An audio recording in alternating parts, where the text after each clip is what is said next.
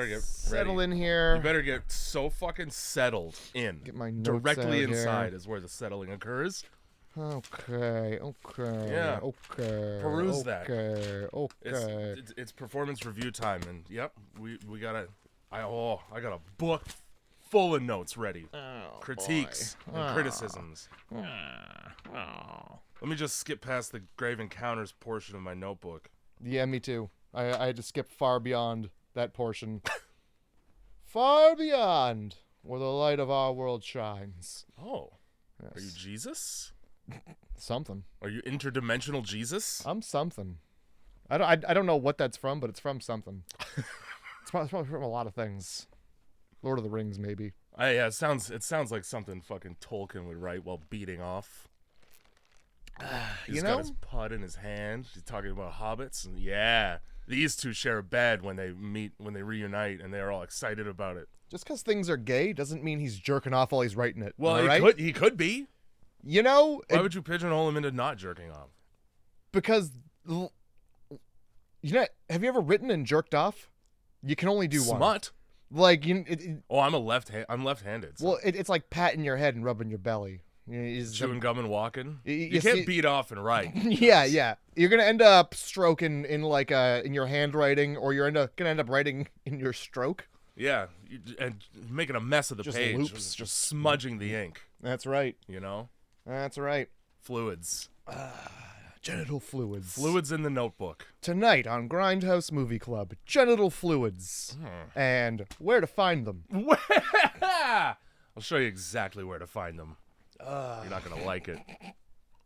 It's the awful Harry Potter porno remake that nobody wanted. Harry Potter and the fluids in the notebook. Harry Potter and the chamber of just dick fluid. Just a fountain of seminal liquid. The chamber of things that should be kept a secret. The chamber of daddy's secret porn box. Philosopher's bone. Ooh. Ah. You know? Order of the penis. The deathly vagina. What, I gave what it does my it all. do to you? You know? It's Why is it deathly in there? very dry. Oh no. Very dry. No. Yeah, it's like putting it in sandpaper down there. Oh, Human Centipede 2. Oh but yeah. in reverse. I met that guy. Yeah, that's unfortunate. Oh man. What was that? A Discord sound that's heavily distracting? Join the Discord. Go ahead and join the Discord. You're gonna get pictures of fucking memes and yeah, it is. All right. You're gonna get memes and well, I don't really know what else. We got a nice little. There's like a section for people to bitch. Nice. About what? Anything. I don't go in there though. A lot of the time. Yeah.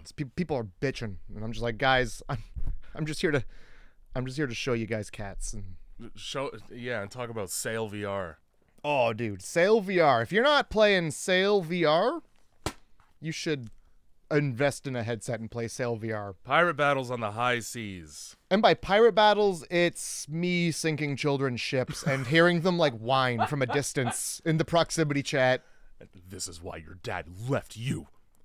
My favorite one so far is we were like, there was a dude in a raft and we had this great big boat and we were shooting him. And then I just took my rifle and I leaned over as I was driving the boat and I just fucking shot him in the head and he died. Beautiful. Yeah, I felt like a gangster. We call that a boat buy. Felt like a fucking real gangster. A quick boat buy shooting. Well, anyway, the guy from Human Centipede 2, well, he wanted $20 for a photo and I didn't have it. Yeah. He was happy to take 10. Believe it or not, you can haggle on those things. Yeah, when you're that guy, I'm pretty sure everything is haggleable, all the way down to food. When your thing is masturbating in sandpaper and sewing people ass to mouth. And having eyes bug out of your head constantly. Yeah, 24/7, his eyes are trying to escape his head. Yeah, I think that that wave is only so long before it, caps and then hits the beach and then goes back to sea. We're long past the crest of his career. Are you sure? He crested the second that sandpaper entered his hand. And like, you got to do something else. Like, what do you do for work after that? You work at a fucking funeral home. Hey man, if you're him, you're a grave digger. Let me see your acting reel. No. You'd probably rather not. Just take my word. I'm good.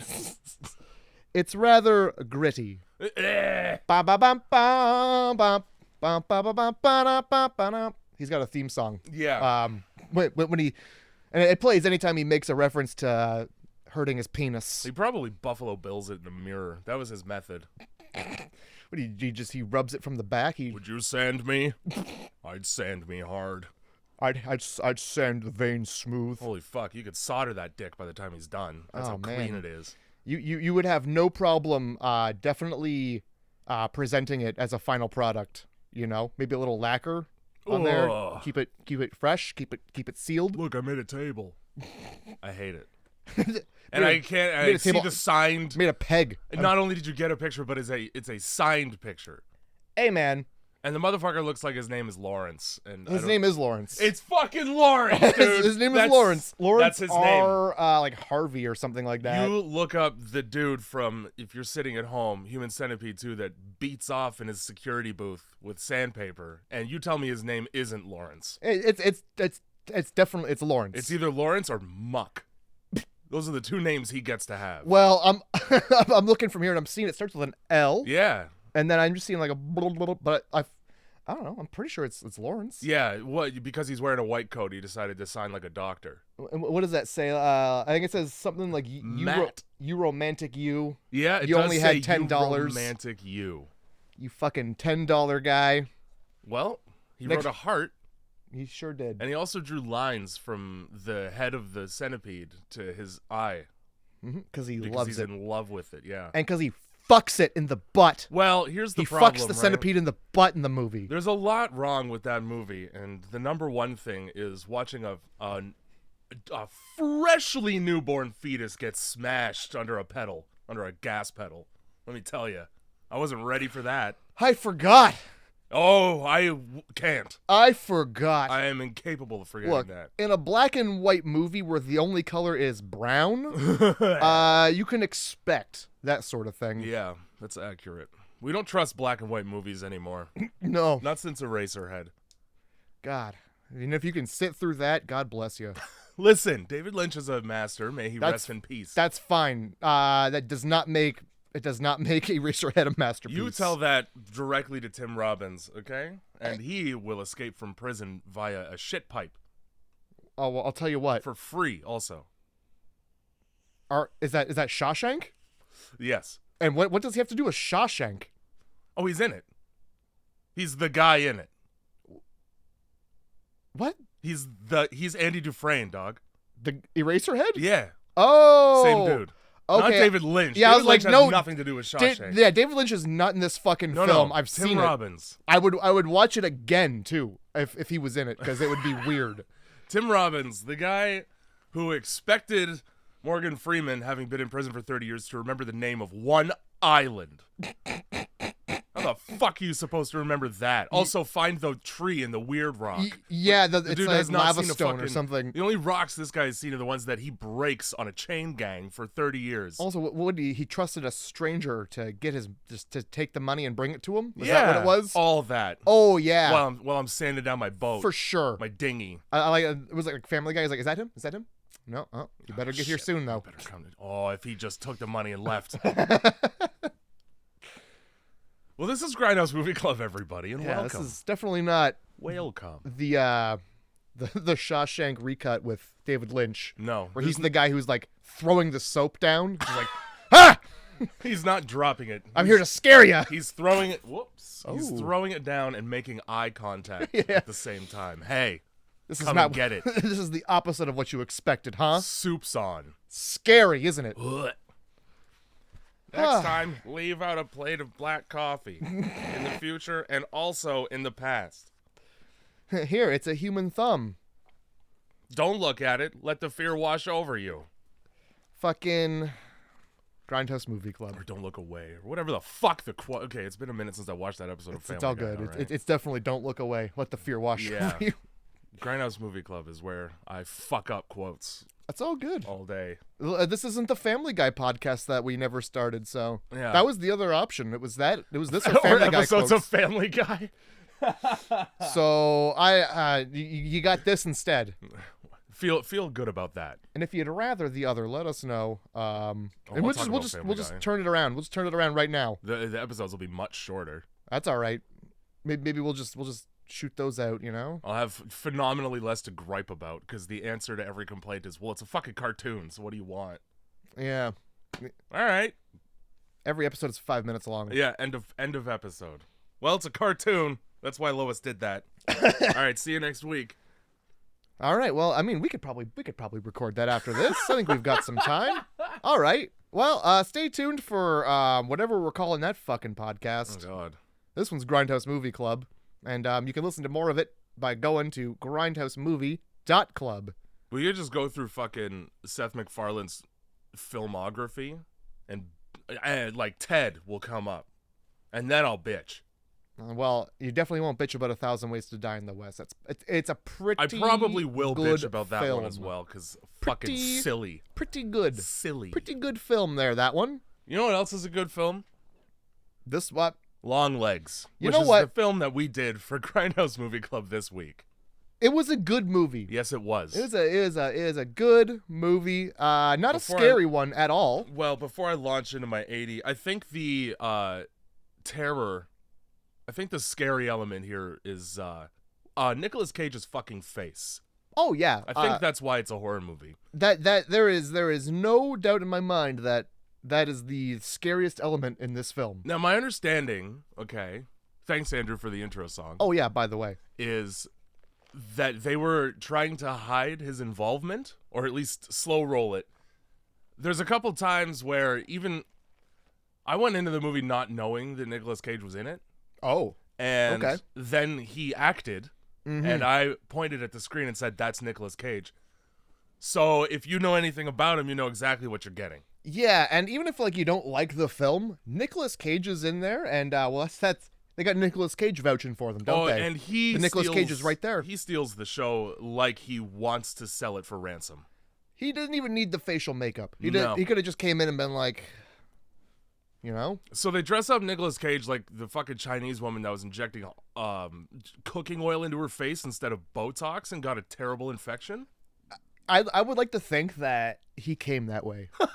They were just like, He provided the makeup. Like they weren't expecting. He just showed up like, this is what we're doing. He's like Johnny Depp in Tusk. He's like, I'll be in your movie, but you got to give me a comically huge nose. Oh my God! Make my face all kinds of fucked up, and I'll be in your movie. I just want to look like I went face down in powder. Yeah, or acid. Acid, maybe just cocaine.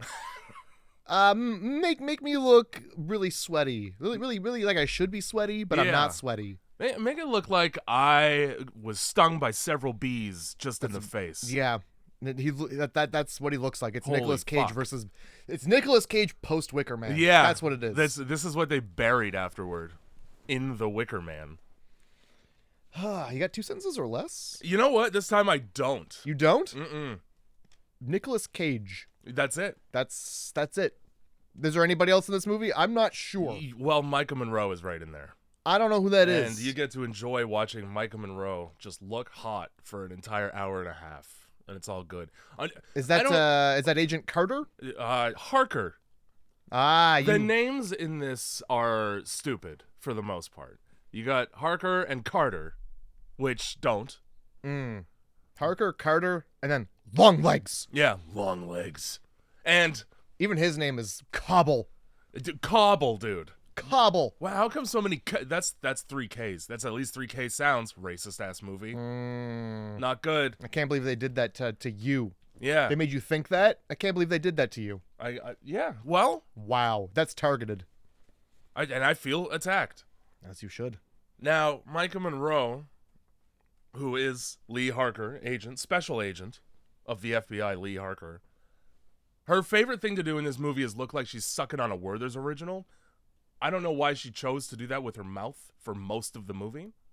I thought her favorite thing to do was just to, like, sit. Oh, her other favorite thing to do is be autistic. And pause, you know? I love Take a beat. I love it in movies where in order to be a very good detective, you have to be autistic. What is that? Why can't you just be a good detective? Nah, she's got to have some kind of fucking mental deficiency. Deficiency? I think she has an efficiency. Yeah, in psychic abilities. That's it. You take from one to give to the other.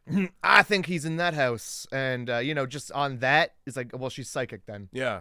Cool. And her entire day is shot if she hears a train.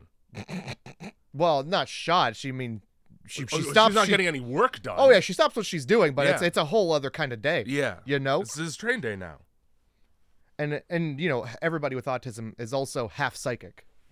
Somehow. By the way, getting half things right, that's not psychic. No, that's guessing. Yeah, that's And guessing. That's guessing good. Yeah. Yeah. This fucking movie starts with 50 credit cards again, okay? So let's... But it's all right. How many studios do we... Some of these, and I wrote them down because they're just words. It was literally a minute of things, because I looked up and it was like, almost for 50 seconds in, we're almost done here. And this isn't even the full list, but here's some examples of the studios that made Longlegs, okay? We got Traffic. All important. We got Range. Ooh. We got Saturn. Ooh. And we got Neon. Oh la la. Just some words, guys. We also have Carpet and Rag. Yeah. Rag. That was favorite part right there. It's dirty as it cleans. Oh like a my towel. God. It gets wet as it dries. There, I solved that riddle for you. If you ever hear that. Thank you. And some boat, doesn't it get heavier too? Sure. Okay. The movie itself starts with a fucking poem, and I have a question. You got a question? What does dirty sweet mean? Because that's not a compliment. That just sounds like you dropped a lollipop in a sandbox. It sounds like something a pervert would say. Yeah. Okay. So suffice it to say, Nicolas Cage wrote this poem. Nah, it's definitely song lyrics. To what song? The band is called T-Rex, and it's the band that plays throughout the whole. Cool. Yeah. That explains why I didn't recognize a single song. Yep. Because who's that? I turned on subtitles on Yeah. Amazon Prime, ladies and man. gentlemen. If you ever wanted to be bothered by something, watch it on Amazon Prime, because anytime you hit pause, it's gonna tell you all this shit you don't care about. Oh my God. Real-time IMDb cast. Like, if you pause, even if you hover the mouse over, it's gonna tell you who's in this scene and what their real names are. Oh yeah, and don't you dare fucking hover over it, because it takes up the entire screen. Sure does. Even the pause button's like a fifth of the fucking screen. Oh my God, and it takes like 5 whole real-time seconds to fade away. That's like I too didn't long. just hit play. That's too long. Yeah. Come on, Prime. Come on. Anyway, so I turned on that, and So did I. well, good. Then you would know the song is by T-Rex, Jake. Oh, you would have. Because the subtitle said it. It was by they did. T-Rex. Yeah. When I wasn't reading, because I didn't care, because there was no dialogue. Hey. Nor should you. So the one of the many things that this film did for me was raise questions and then not answer them. Good. Here's one. Okay. What fucking 9-year-old kid sees a car pull up and then goes outside to look at it closer? Yeah. Instead of locking the door immediately. I don't care if you're on a farm and it's 1978, okay? It doesn't matter. It's a station wagon, which fits many kids in the back. The girl inside looks out her window at what can only be compared to what a little probe spaceship is to a mothership of rapes. The most ominous vehicle you could drive up to a house as a stranger. Oh, yeah. And take a child back to a bigger, whiter vehicle for rapes. Yeah. And they'll never see the sun again. But let's just go outside with our fucking camera and talk to the dude who accidentally wore his long legs today. You pick a pair of legs and wear them. Don't have multiples. I feel like blood is leaking into my eyes because of how many red flags I'm seeing. Oh, absolutely. And even just the fact that the station wagon pulled up and there's nobody in it outside your house, get back in your house. The stranger is loose. They're and not far. No. How did he get there? There's no fucking footprints. I didn't see any. I looked. I thought there were no footprints. I thought maybe there would be footprints, and it'd be like, you're obviously going in the wrong direction. You should see the footprints, but there's none. He floated. Yeah, and then he said cuckoo. Kind of like a fucking creepy stranger would. Mm-hmm.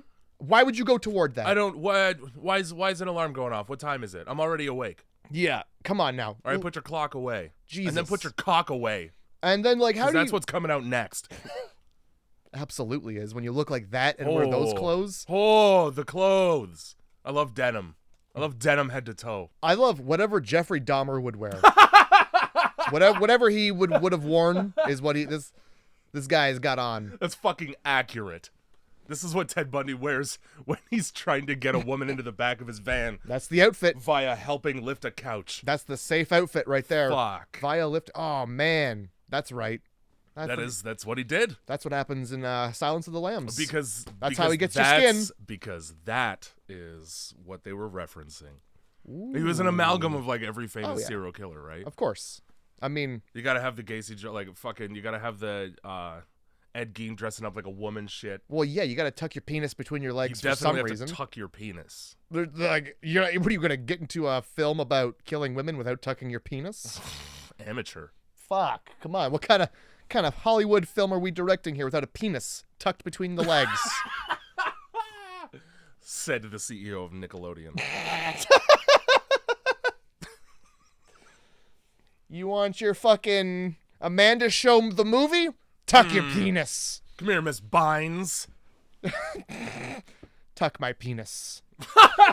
With your feet. Oh, God. So, yeah, this fucking girl walks through her backyard and then has trouble finding the grossest old man in her fucking backyard. Well, look at how white he is. He blends in with the snow. That's true. That's true. Everything he wears is like a pale, like, beige, yeah, too. Even his skin, which he probably is wearing. I like, also, why is he panting so much? You don't ever see him, like, move quickly. Look at his face. You tell me that face doesn't come with a pug level of respiratory issue. Man, this guy... That's as much oxygen as he could take in at once.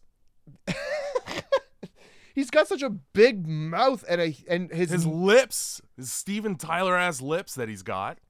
God, they're dead now, but there's like two famous guys who look like this, and I'm pretty sure it's because they got surgery. Oh, the twins? Yeah. Are they dead?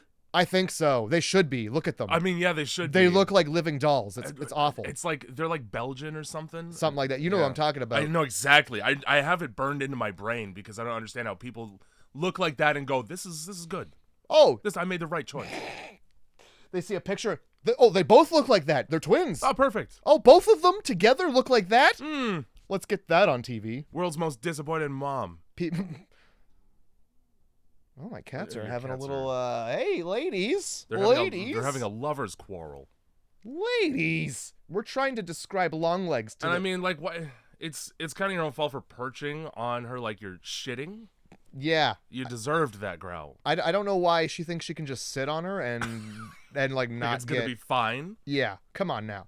Jeez Louise, guys. My cats are no different. So how many directions are you gonna look before you see the grown man in your backyard? I'm probably gonna look directly at the grown man in my backyard. That'll be the first thing. The one that I see. Loudly panting. Yeah, and that I can hear from my back stoop. The one doing his best impression of Emo Phillips. And that's a good. Yeah, he does kind of sound like Emo Phillips a little bit. That's all I could get. Anytime he says anything, he's almost got the same sort of haircut too. Just a little longer and. I don't know. Worse. Emo Phillips blew up, and then he got like the sort of salt and pepper spiked hair. I felt like it was a good look for him. He's back to black. Yeah? Yeah. Is it still short, or is he doing the bob again? He's back to the bob. I hate that thing. I think it might be a wig at this point. I cannot stand that fucking haircut. Well, when he doesn't have it and he's not talking like Emo Phillips. Yeah. You don't know it's Emo Phillips. He does the Gilbert Gottfried thing where it's like, how much of this is fake and how much of this is your voice? Yeah, and please, dear God, let it all be fake. And because then you talk to him, he sounds like a priest or something. Just regular as fuck. Just super, like, subdued. You just have to Google. Just Google Gilbert it. Gottfried on Mark Maron's WTF podcast. Yeah, Gilbert Gottfried. And then also, I think probably Emo Phillips has to have an episode as well. I'm sure he does. Just I'm sure of it. Google the movie UHF and watch that because it's a good one. That's before Kramer said the N-word. Woo! Boy, oh boy, did he ever say that. Not only did he... People are forgetting, I think. I think people have begun to forget. You guys ever watch Seinfeld? One of them. You know Kramer? And it's not the one you'd think, probably. It's better in Curb Your Enthusiasm because that was afterward, and then fucking Leon shows up and pisses him off, and he's like, I wish there was a word that I could call you right now. Yeah. Woo. So who do you think in Seinfeld would say it? Because, honestly, Newman. Jerry. I'm not gonna lie. I've seen the way he behaves in public. Dating children and and on whatnot. the red carpet and shit, and like, oh. Yeah, somebody recently took right. a video selfie with him, and they said "Free Palestine," and he leaned in and he goes, "I don't care about Palestine." Yeah, he didn't even say it like that. He just said it. He's like, nah, I don't care I don't about think that. so. Yeah, no, we're good. Exactly the way. Like a parking ticket. Yeah. Free Palestine, maybe. Yeah. If they ask, nice. I mean, not even then. I mean, do I have to leave the house? Anyway. Longlegs though. This movie, I really enjoyed I guess you call it the sounds. Yeah. Because it's not music. The ambience. It's tonal, and that's, I will say that it's extremely effective at like immersing you in the tone of the movie. Yeah. There's like a weird playful sort of tone. You'll get moded when you watch it. Yeah. You're in Longlegs mode. It's all you need. I like that, yeah, all it takes to be psychic is to be able to differentiate cul-de-sac houses. And honestly, yeah, dude, because they look the fucking same. They all look the exact same. Stepford Wives ass neighborhood. Yeah. So the whole thing is like, she's on like a fucking, it seems to be the first away assignment. Yeah. Well, yeah, there's that, and also Longlegs is like, yeah, the almost birthday girl, so he like knows her. Yeah. But then we cut to now she's an agent, and it tries to slow roll you on the mystery. Like, okay, is this kid now is Michael Monroe the adult version of the kid in this clip? And the answer is fucking yes if you have a brain. Well, I didn't put that together at all. I was just like, oh, so they're right away they're after Longlegs just like that, huh? That's all it takes. He says hi to one fucking kid, and you've got a room full of agents. When you look like that, yes. We gotta get this pervert before he shows his penis. I've seen what they do. They tuck it. And then they turn around and ask you if they sat in something. Oh no! He's out there, and his penis is also out there. His penis is the #1 enemy of the state. Holy shit, it's not. His legs aren't the only thing that's long. Surprisingly short. Long legs, short penis. It's his last name. Fucking, so yeah, he wears long legs and then jump scare. The fuck does that mean, asshole? Also, like, thanks for cutting right as he crouches into frame. Yeah. It's not the first time, it's not the only time, rather, that it happens in the movie, so it's totally on purpose. I really appreciate, because, like, that whole scene where he's talking to her, like, it's half his face is out of frame, and it's, because, like, his face is awful. It is. And you don't need to see the whole thing. Sometimes just seeing the mouth is better. Had I seen the whole face right out of the gate, later on during the interrogation, it wouldn't have hit the same. No, because you get him on footage on the television. It's like, oh, that's how gross he looks all the time. I kind of wish the bus stop even where. Wait, did he take Vicodin before going to the bus stop? Why is he exhausted? Does Vicodin make you exhausted? I thought it'd make you feel good. Oh, it's a downer. Oh, is it a downer? Yeah, you go to sleep. Okay. Ask Gregory House. Is he dead? Well, he's the only person who could function on Vicodin. Oh, you're talking about House. Yeah. For fuck's sakes, you can't say somebody's name like they're a real person. I don't know who this guy is. Gregory House. His name Dr. Greg House. For real? Like Greg? There's no doctor named Greg. Gregs are all car salesmen. If your name is Greg, I'm sorry, man. You work in car sales or you work at the produce section of a grocery store. You're fucking right. If you couldn't sell cars, you could sell lettuce. Yeah. The crunchy vegetable. If they didn't put lettuce on burgers, I feel like it'd be mush. Right? You have to have something to separate the meat from sauce. That's like that, and also there would just be who the fuck is buying lettuce? People who love salad. I eat a lot of chicken Caesar wraps. I won't lie. I'm rolling my eyes right now. Yeah. But nobody can see that. Getting a little dizzy. Well, if you do it hard enough, maybe they'll hear it. They might hear the fucking pop as my eyes rupture from the sockets. As the tether that your eyeball attaches to the fucking head just snaps. So we're knocking door in the weirdest little town I've ever. It's like, you know, the neighborhoods that they put together for nuclear bomb testing? It's like the neighborhoods they put together for sex offenders to fucking keep them away from people. So that they can pretend they're free. It's like a trailer park that is trying to masquerade as not a trailer park. Mm-hmm. They've like built houses around trailers. HOA. Yeah. HOA is just a guy. It's like, your hedge is too long.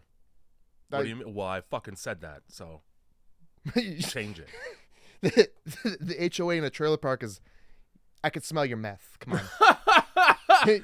You're gonna cook it, please. The fumes. This batch wasn't that great, to be honest. So either clean it up or make better meth. Too many kids on your lawn. Put them inside. Too many fucking vehicles that aren't on bricks. Too many running vehicles here. Too many constantly running vehicles. Too many bombed out trailers. Oh, Christ. So her partner gets blasted in the face by the criminal after she psychically figures out what house it's in just by looking at an upstairs window. Oh, yeah. And he's like, I'm not going to call it in on a whim. Let me go knock on that door real quick. Hey, man, call it the fuck in. Yeah. You're here as a pair of FBI agents to investigate and find a murderer.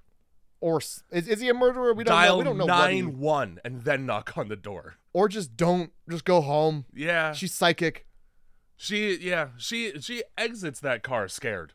Yeah. And it's like, I don't need, it's going to make me jittery as an agent. They're like deputy, they're top agent. What do you call it? They're sheriff? I just called them agents. Top cop? Who's Yeah, top cop. We got Maverick over here. The Secretary of Defense. What do you call the agent above agents? Head agent. The head agent's like, "Hey, guys, listen. He could be dangerous. Let's fucking, he's not going to go easy. He's not, it's not going to, just be careful." Yeah. So, all right, hello? This is good, right? This is the FBI. I'm a police officer and I'm going to arrest somebody. Answer the door. So he gets blasted right in the face. And that is what I wrote, literally the word blasted in my notes here. So that is what happens.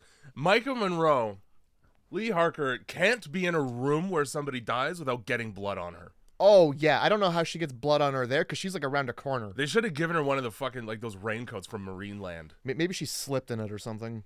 I will say I would take one peek into that house and I go, oh, there's plastic everywhere. I'm not going in. Dexter. Hey, I'm not going in. Worst case scenario, Dexter. Best case scenario is like an ordinary grandmother that doesn't let you sit on anything. Oh, my God. So you're stuck standing. This is the room for company. You can't sit. Even though you are company, I don't want your cells on the couch. But yeah, fuck that. Fuck that whole, it's the kind of room, the kind of house, honestly, that cartels from Mexico set up because they have big plans for the neighborhood. Yeah, there's not a whole lot going on in there. Just a lot of fans either blowing trying plastic around. I was trying to figure out if it was like trying to like ventilate a drug making facility or like dry and paint. Here's the thing, if it doesn't smell like paint, it's the latter. Or I guess former in that case. Well, or worse, the family's around somewhere. Well, but they're no longer making a mess. Like the best part is so as she's like getting out of the car and like it's this guy behind her partner's like, "Hey, the guy I just talked to really smelled like narcotics." So, yeah, I guess the whole neighborhood's fucked. So for somebody who like just shot a guy right in the face because he's not going easy, he sure does go very, very easy. No problem. Hey, please don't move. I hadn't planned on moving, actually. No, my hands up immediately. My hands were up. Take me in, please, lady. And like, out of these two agents, the one that could be the most easily subdued is the only one still alive. Mm-hmm. If he wanted to get away, he could have no problem. Oh yeah, that's what I'm saying. She's like busy having a fucking mentee bee, like she wasn't ready for this. Did you not go through training before being put on the ground? You haven't seen a fucking head explode before? You never been to a Gallagher concert? I'm sorry, Gallagher 2? Because he's fucking dead. Never watched Scanners? You never just seen a lot of stuff? A lot of mess? Well, yeah, I would hope she has. She's an FBI fucking agent. And so after that, they put her through some kind of fucking telekinetic aptitude test. Here, look at Rorschach shapes and you tell me how many moms you see. And I always thought she was going through like a psychiatric evaluation because she just watched her partner's head become just an eggshell. That would have made more sense than a cracked eggshell on the pavement. Because I'm thinking of a number from 0 to 100 inclusive. If that's... You fucking tell me what it is right now. I would go insane. She throws one guess out and then she's just like, fuck it, 0. I bet it's 0. I bet you guys are fucking around with me so bad. 2.5. 2.5. 3.14. Nailed it, bitch. Yeah. 8 out of 16 times. So literally half. And that is indeed guessing. Yeah. That's the kind of thing that James Randi's like, you don't get the money. Oh yeah, I guess we should also mention this movie's in parts. There's 3 parts. It doesn't fucking matter. It doesn't. It's just act spacing. Yeah, it doesn't matter. I guess we don't need to mention it then. Fine. Fuck me. This isn't part 1. This is just the film. Do the parts have titles in this one? Yes, they do. Okay. They absolutely. This one's called His Letters. Because guess letters. What, Jay? We get some letters. We get some fucking letters. I going into this sort of thought that the psychic angle was going to be legitimate throughout the entire film. I was hoping it wasn't going to be because that's just too much. Yeah. So when they have her in the back of the fucking car and Carter's talking to her as if the idea that she's psychic has merit. I was like, oh, so is this is where we're gonna, and then she's gonna like telekinetically fucking figure out who Nicolas Cage is or something. Yeah. I mean, if she was psychic, she would have just had this already figured out, right? Cracked it. Like, it's fine. You know, we've all seen Miss Cleo. She knows. She does know, and she'll call you child. She will, and she'll instruct you on exactly who's cheating on you, and if they're only in it for the money, girl. They're only in it for the money, girl. Oh my god. So, Yabada. I'll say 8 guesses out of 16. That's right. Not good. That's 50%. Superstitious ass black cop Carter though is like, oh, you got 8 right, huh? And then she has to be like, well, I also got 8 wrong. So I mean statistics. Nah, I didn't. Blah, blah, blah, blah. I'm not psychic. So yeah, we're sitting outside of this house and we're like, they're just talking about just how gruesome this fucking murder was. Man, super gruesome murder. And I sure wish you liked baseball. Man, the Mariners, that's my team, and my wife's getting real sick of pretending to talk to me about it. So where are they out of? Chicago? The Mariners, Seattle? Yeah, Seattle. Okay, this takes place in Seattle then. Yeah, I'm sure. It's Oregon. Oregon. I think this takes place in Oregon. Oh, well then this motherfucker's playing for the wrong team. Yeah, I know. I'm pretty sure they say it's Oregon or something like that. There's at one point they're just like, it's text on the screen and It explains why there's so many fucking farmhouses in this movie. We're dealing with the West Coast where like just picture Twilight. Have you seen Twilight? That's where this takes place. With more barns. A lot more dead children. Yeah. As well. A lot of. Although it's vampires, you'd think there probably is a couple dead children. I mean, yeah, they're technically undead though. So that means they had been dead once though, so it still counts. Yeah. Oh yeah. Sure. I'll give you that. I mean, if we got a cat just fucking around with a fish. Is it an orange fish? It is. That's got catnip in it. Of course it does. So, that explains everything. Yeah. We're in for now a it's real under the treat chair, here. So I don't know. Yeah, it'd probably been tucked away for a reason.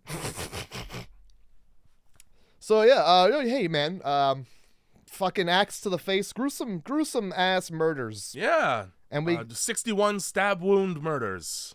Well, now what about the kids? You'll have to actually look in the files for that one because it would be too much to tell you that they were also murdered in a gruesome fashion. Now you draw the line at that. Yeah, I won't tell you, but Everybody was murdered in the house. So I don't know what happened to the children. I won't describe to you in detail the nature of these murders, but it was with a knife and stabbing. And it was obviously to death. For sure it was to death. Don't worry about that part. If you were curious as to whether or not it was. My one complaint about this actor and her acting is that I want almost everything she does to be faster. Everything is labored. To looking around a fucking room. Yeah. Looking out a window. Yeah. Walking anywhere at all. Yeah. Even going to sleep takes an hour. Yeah. A lot of stuff takes an hour. Just move more quickly, men. And at first I was like, oh, this is kind of nice. Like, I kind of dig the, I guess the aesthetic, the way it was shot, where it's just like super long. Slow burn on purpose. Like at the beginning, it takes her like a minute to walk from where she is to around the corner of her house as a child. Yup. You get to watch the whole thing in real time. Fucking ever for her to walk up to the house. And just any travel, pack a sleeping bag. Oh my God! Yep. Look away, because unless you're hearing dialogue, she's probably working on getting there still. So this fucking killer leaves Zodiac ass letters that are more encrypted than Edward Snowden correspondence, and nobody can figure it out. They've gotten 10 of them because there's been 10 murders in 30 years. Let's go to work. And work, apparently, when you're an FBI agent, is hatred, first of all, for tables. Fuck tables where I'm from. Oh yeah, we sprawl out on the floor. Yeah, we do it all on the red carpeted floor. Also, this movie starts in red. Also, all of her satanic visions are in red. Yes. I'm sure there's some significance there. Red is dead. Sure, redemption. Red you get head. Red, that sounds red good. You've been bled. Red you do get head, because the alternative is, bloody. That's true. It's a period joke I'm making. Oh yeah, no, I got it. I don't mean time. Now, she doesn't space her numbered cards out far enough to accommodate the size of the pictures that she's cataloging, which is really fucking annoying to me. She has 31 note cards, right? Yeah. And then the pictures are on 8x11 sheets, but the cards themselves are like 2x4 inches. And so anytime that she puts a picture underneath, it overlaps 2 other fucking cards. Move them. You have the whole room. You got the whole room. Yeah. You got enough room in the room to splay out and take a hard nap on the job, like on the clock. Oh yeah. So that they got her examining. It's a Pepe Sylvia board. It is what I described it as. That's right. And if you're what I like is that they don't really tell you the time period. Obviously, the beginning was kind of like the 70s with the aesthetic of the square. What do you call that? Like just like the square. The square, you know how it's not rectangle, it's square. Old timey. Oldsmobile was still a company. So that's who made that fucking station wagon. I'm talking about the screen size. You know how it's widescreen and square. Yeah. Yeah, so it's I don't square. 4x3. Yeah, so it's 4x3. So it's like, oh, it's old. And I'm fairly certain that it is at best the mid 80s. Well, I'll tell you how you know when it is. Because in the background of this shot, we got Bill Clinton as the president in a photo on the wall. Perfect. Okay, so it's 90. There you go. Also, Carter at one point when describing this killer is like, it sounds like Manson, which means it can't be 2000 because worse things have happened since Manson. Yeah. That's the one you go to? So we certainly don't have like the Oklahoma City bombing yet, I don't think. Columbine didn't happen. Yeah. 9/11. Other things. Worse things. Worse things right now, probably. Bad stuff. Rwanda was in there somewhere. People having sad times. Yeah, so I guess that is the first thing that comes to mind is that. Then it can't be that old. But like we got like Dahmer, there's all kinds of stuff in between those two, I think. Yeah, I think he went to Manson because of the whole accomplice angle. Night Stalker. Yeah. I guess he's not, no accomplice there. He just Dick Ramirez. Yep. Richard Dick? What do you mean? When that's your name, you gotta act like one. That's true. And nobody's a bigger dick than a guy who rolls up to you in a car and just shoots you in the head and leaves, dog? There's not even anything cool about that. Well, he also breaks into houses and like ties you up and then tells you the devil talks to him in his sleep and shit. And he also Has really bad teeth. And I believe he would have his way with you. I do think that did happen on occasion. You know, without your consenting. Mm-hmm. He doesn't really ask. He doesn't. He tells. Yeah. He also looks like a gargoyle. He looks like he should be in a fucking synth band. He looks like a fan of the Red Hot Chili Peppers. That's what he looks like. Yes, that's it. Such broad topics as life in California and drug use in California. But for real though, and also fucking children. Yeah, you'd be surprised how many ABBA's got a song about that. So yeah, but everybody was fucking children back in the day. That's disco. You can get away with it in disco. Can you? No. Well, I guess what I should be asking is, should you? Well, the question is are we talking about the Dancing Queen? Well, yes. Young and sweet, only 17. Well, yeah, but that song doesn't end in "and then we fucked her." I don't think. Well, I mean, you can dance, you can dine. First of all, it's a dinner date. That's fine. Having the time of your life, I can't imagine a better thing than fucking a 17-year-old. I'm gonna. Why don't you go ahead and have a sip of your coffee? And I'll give you a minute to reword that sentence. Get that thought directly out of my head. And I'm gonna go ahead and I'm gonna point out that fucking a 17-year-old and singing about one dancing, two different things. Why are you watching Anthony her dance Kiedis. like that? Why are you watching her dance like that? Well, also, wasn't Anthony's like 14? That's worse. Yeah, it is. It's much worse. At least 17, you're like right on the cusp. At that point, the only thing stopping you is the law. And like, I think like, honestly, visually, you should be able to tell. Yeah. Matt, I'm 33 years old. If there's a question as to what level of 20 someone is at, I stop looking. Just for my own safety. It's for the best. It's for the best. Honestly, you're right to jail. Yeah, straight to jail. Right to jail. And it's not, yep. Unless you're Anthony Kiedis. Yeah. And you just write about it in your book. Yeah, you write about it in the book and you sound like you're sorry a little. And also, like, in hindsight. The fact that he didn't go to jail is crazy because it wasn't like the chief of police's daughter.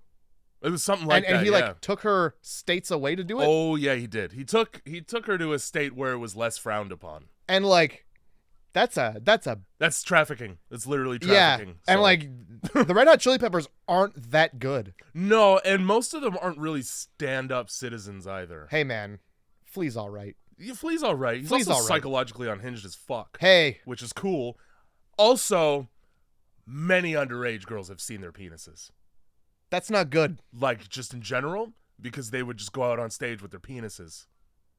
So did, God, fuck, what's his name? Lenny Kravitz? Except... Oh, yeah. Well, he was a stuffer. Or at least that's a rumor. I'm pretty sure his burst forth at one point while he was on stage. I'm pretty sure his pants just straight up were like, this is too much. So if you watch that Woodstock 99 documentary, there's when the Chili Peppers play, Flea at least is buck naked. Hey. They also interview some people who were at Woodstock 99 who admittedly were around the age of 12 and 14 at the time. That's not good. Which means children have seen the Red Hot Chili Peppers penises. Well, I would be hoping... We're all supposed to just be cool with that. I would hope they'd be far enough away, so that it wasn't like a good detailed shot. I don't know, the one chick with the glasses seemed like the type to push her way up to the front. For that flea. For that flea and tick medicine. Oh my god. So we're fucking in Longlegs here. Yeah. Carter is an alcoholic. Yeah, he is. But he's an alcoholic who needs company. Yeah. So he'll wake his deputy up from her slumber. All right, let's go to the hotel bar. And you know it is because there's flight attendants in the back. It's quite it's a fancy bar. It's a fancy bar. Because they're still wearing the fucking flight attendant hats. So this is an airport hotel bar because I don't want anyone to see me drinking until midnight. Yes. Yes. That's the classy way to do it. And we'll just and he's like, you'll come with me and you'll watch me drink and tell me things. This fucking bitch has said 3 words in her entire career. And two of them were, please, no, it's late and I don't want to go. Yeah. You'll go. Yep. So what kind of conversation did you have? No wonder he's wasted by the end. There's so much silence you got to drink through with her. Yeah. Anywhere that she is. A phone call with her mom is like, why did you even call? Holy fuck, Why did dude. you call your fucking mom if you were just going to stand there with the phone to your face? They're quiet toward each other more than they talk on the phone. It's like they don't even like each other. Yes, it is like that. And I thought that was the case. And it has to be, because I'll tell you what, the mom is really working her ass off here for the daughter, and the daughter doesn't seem to really care. I would understand resentment at that point, I think. Yeah. I've been out here. These hands? Do you think these hands have been soaking in ivory liquid? Filthy, filthy red hands. So fucking, yeah, you don't drink. That's right. I'll drink and you can tell me things. So then the evidence that she brings up here is fucking stupid. Here's the other thing about the evidence that she brings up. All of what she says to him was explained in the montage that we just saw of horrific things that she was perusing.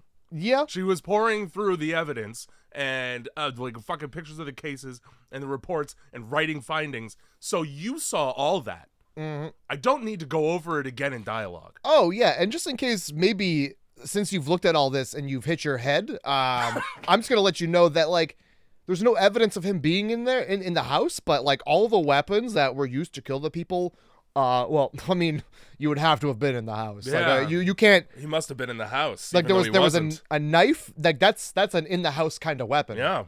I don't know how that woodcutter's axe gets in there, but yeah, I don't know how you become an agent of the FBI without considering these things. Did you not consider these things, Carter?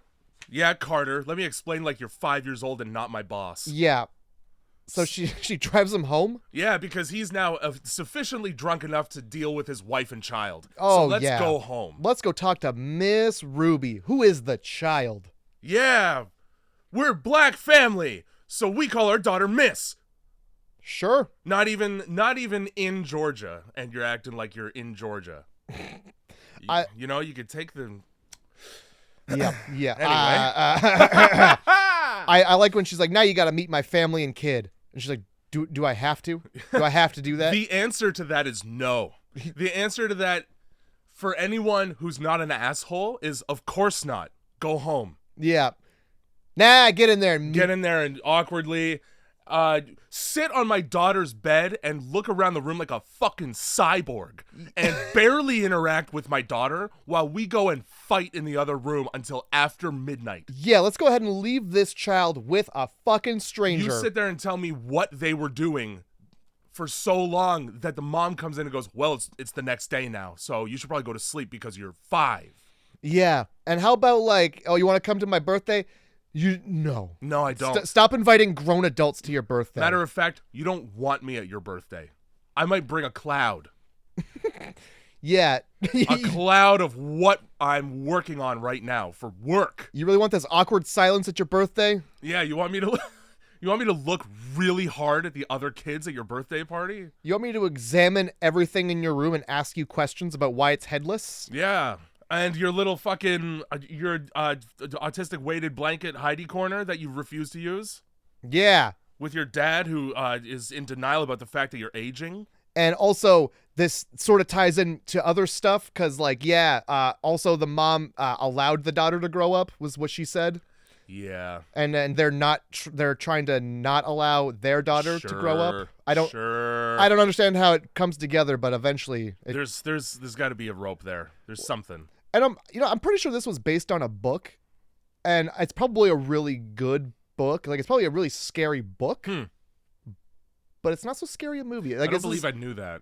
I thought in the intro it said something based on a book. You know, honestly, the movie, like, I get hardcore 7 vibes. 7. I mean, the whole time I was like, this is 7, but with a chick instead of Brad Pitt. I don't think I've seen 7. That's the what's in the box. What's in the box? Yeah, I bet Michael Monroe asked that question when the fucking letters showed up on her goddamn desk. Oh, just wait till we get to that part too, because I'm gonna snap. All right. I just Googled I Googled Longlegs book, and I'm just getting Daddy Longlegs. Of course. I don't think this is the same thing. No. You don't call this Longlegs daddy. No. That would be baddie.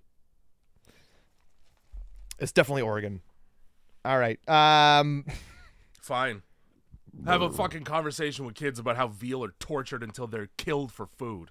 That sounds like a fantastic conversation to have with a stranger's child. Yeah, Carter's like, I'm so happy I brought you here to give my child nightmares. Oh, yeah. Isn't the girl... I thought the girl brought that up.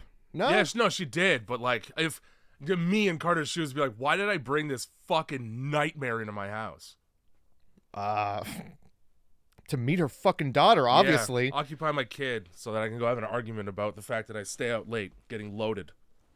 And I don't call. And that was call. I think that was the big thing. He didn't call. So, yeah, Dad didn't call to say goodnight, so we're just going to keep you up as punishment. What is that?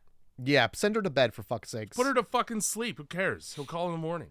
So, we get this long shot of her driving home, arriving home, walking into her wood cabin. The nicest cabin that I've ever seen. Yeah. I would love to live here. She squanders it by barely doing anything. I'd certainly lock the door when I was leaving. Yeah, I would also close the shutters. Like, why are windows just anybody can see in? Hunters? Yeah, living like surrounded by woods. You definitely it's Oregon, so like fucking mountain lions, probably. And like to be honest, if mountain lions are looking in my window, that's fine. They're outside. That's true. It's the men. If they're looking out the window, it's worse. It's the men in the woods. Absolutely, it is. Nobody that deep in the woods is there for a good purpose if they're looking in your window. Nah, this is not hiking woods. No, these are getting lost in woods. I think that's sort of the point. Obviously, she's a huge loner. That's the character. Oh, yeah. Well, the only person she has to talk to on the phone is her fucking mom, who is more concerned with her saying her prayers. It's so important that she says her prayers for half a movie, and then it is not important. Like, her biggest concern is, like, are you getting these prayers in because they protect you from the fucking devil? Yeah. All right? Pray or die, bitch. Yep. I'll send you to a camp. We'll teach you about the quality of praying. Notice not too many special men in your life. Lee. Uh-oh. Woo! Gotta pray extra hard. So her phone call, it's interrupted by a whispery voice that she keeps hearing. Yeah. I don't know if that's her psychic ability, or is that just fucking Nicolas Cage wheezing? Because his character is consistently out of breath. Well, it must be a pretty loud wheeze because he's at the tree line. Oh, and let me tell you something. He looks like he would have a really loud, sickly wheeze. Here we go. All right? Lay it on me. There's a couple things wrong with this movie, and we're going to address one of them. Okay. If you hear fucking church, it's Easter, right? We're at Easter. We're dick deep in Easter weekend here. And as I was driving to your place, because of the concentration of churches, there's no parking. Like, out front of your place, there's plenty. But the closer you get to downtown, it's jammed. God, you would think the last place people would want to be is downtown. On Easter. There's ghosts. There's other churches. There's a million churches, dog. Do you think these churches are doing anything different? Throw a fucking stone and you'll find a church. You throw a stone, you'll have to replace some stained glass. Yeah, and that's also sure. You're clearly without sin. Oh, absolutely. If you see somebody outside of your house, right? And you have a gun, shoot them. Don't get closer. Why does she leave the house? She leaves to go investigate the figure at the fucking tree line in the woods. Yeah, you know who I'm calling? Is the cops. Hey, I'm calling me. Yeah, I'm going to call a couple more of me. Let me just pull out my phone. First of all, landline, but time period, so it makes sense. But let me just fucking pull out my Rolodex, and I'll call literally anyone I work with and solve this problem for myself. Well, you're not going to call Carter. He's pissed. He's pissed drunk. He's That's pissed fine. Drunk. It's probably more effective. So she goes outside, and then Longlegs works his way in, because she left the fucking door open when she went outside. What an idiot. He got his long legs on. He can move quick. And then, so she goes back in, and he's left a fucking letter on her desk. And the letter is her Zodiac fucking cryptex with the little solution in it. And while she's reading this fucking letter,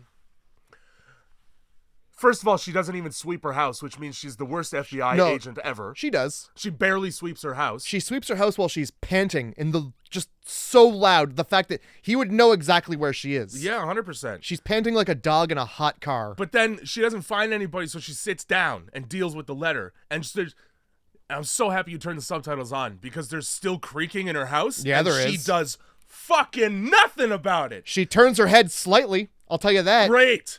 All for so she could listen to some silent creaking and then slam her fist down. Doesn't do a damn thing. Scared me. Oh, it scared you. It startled me. Well, it's a good thing you weren't in the house. Because you'd be like, huh, and then you get found.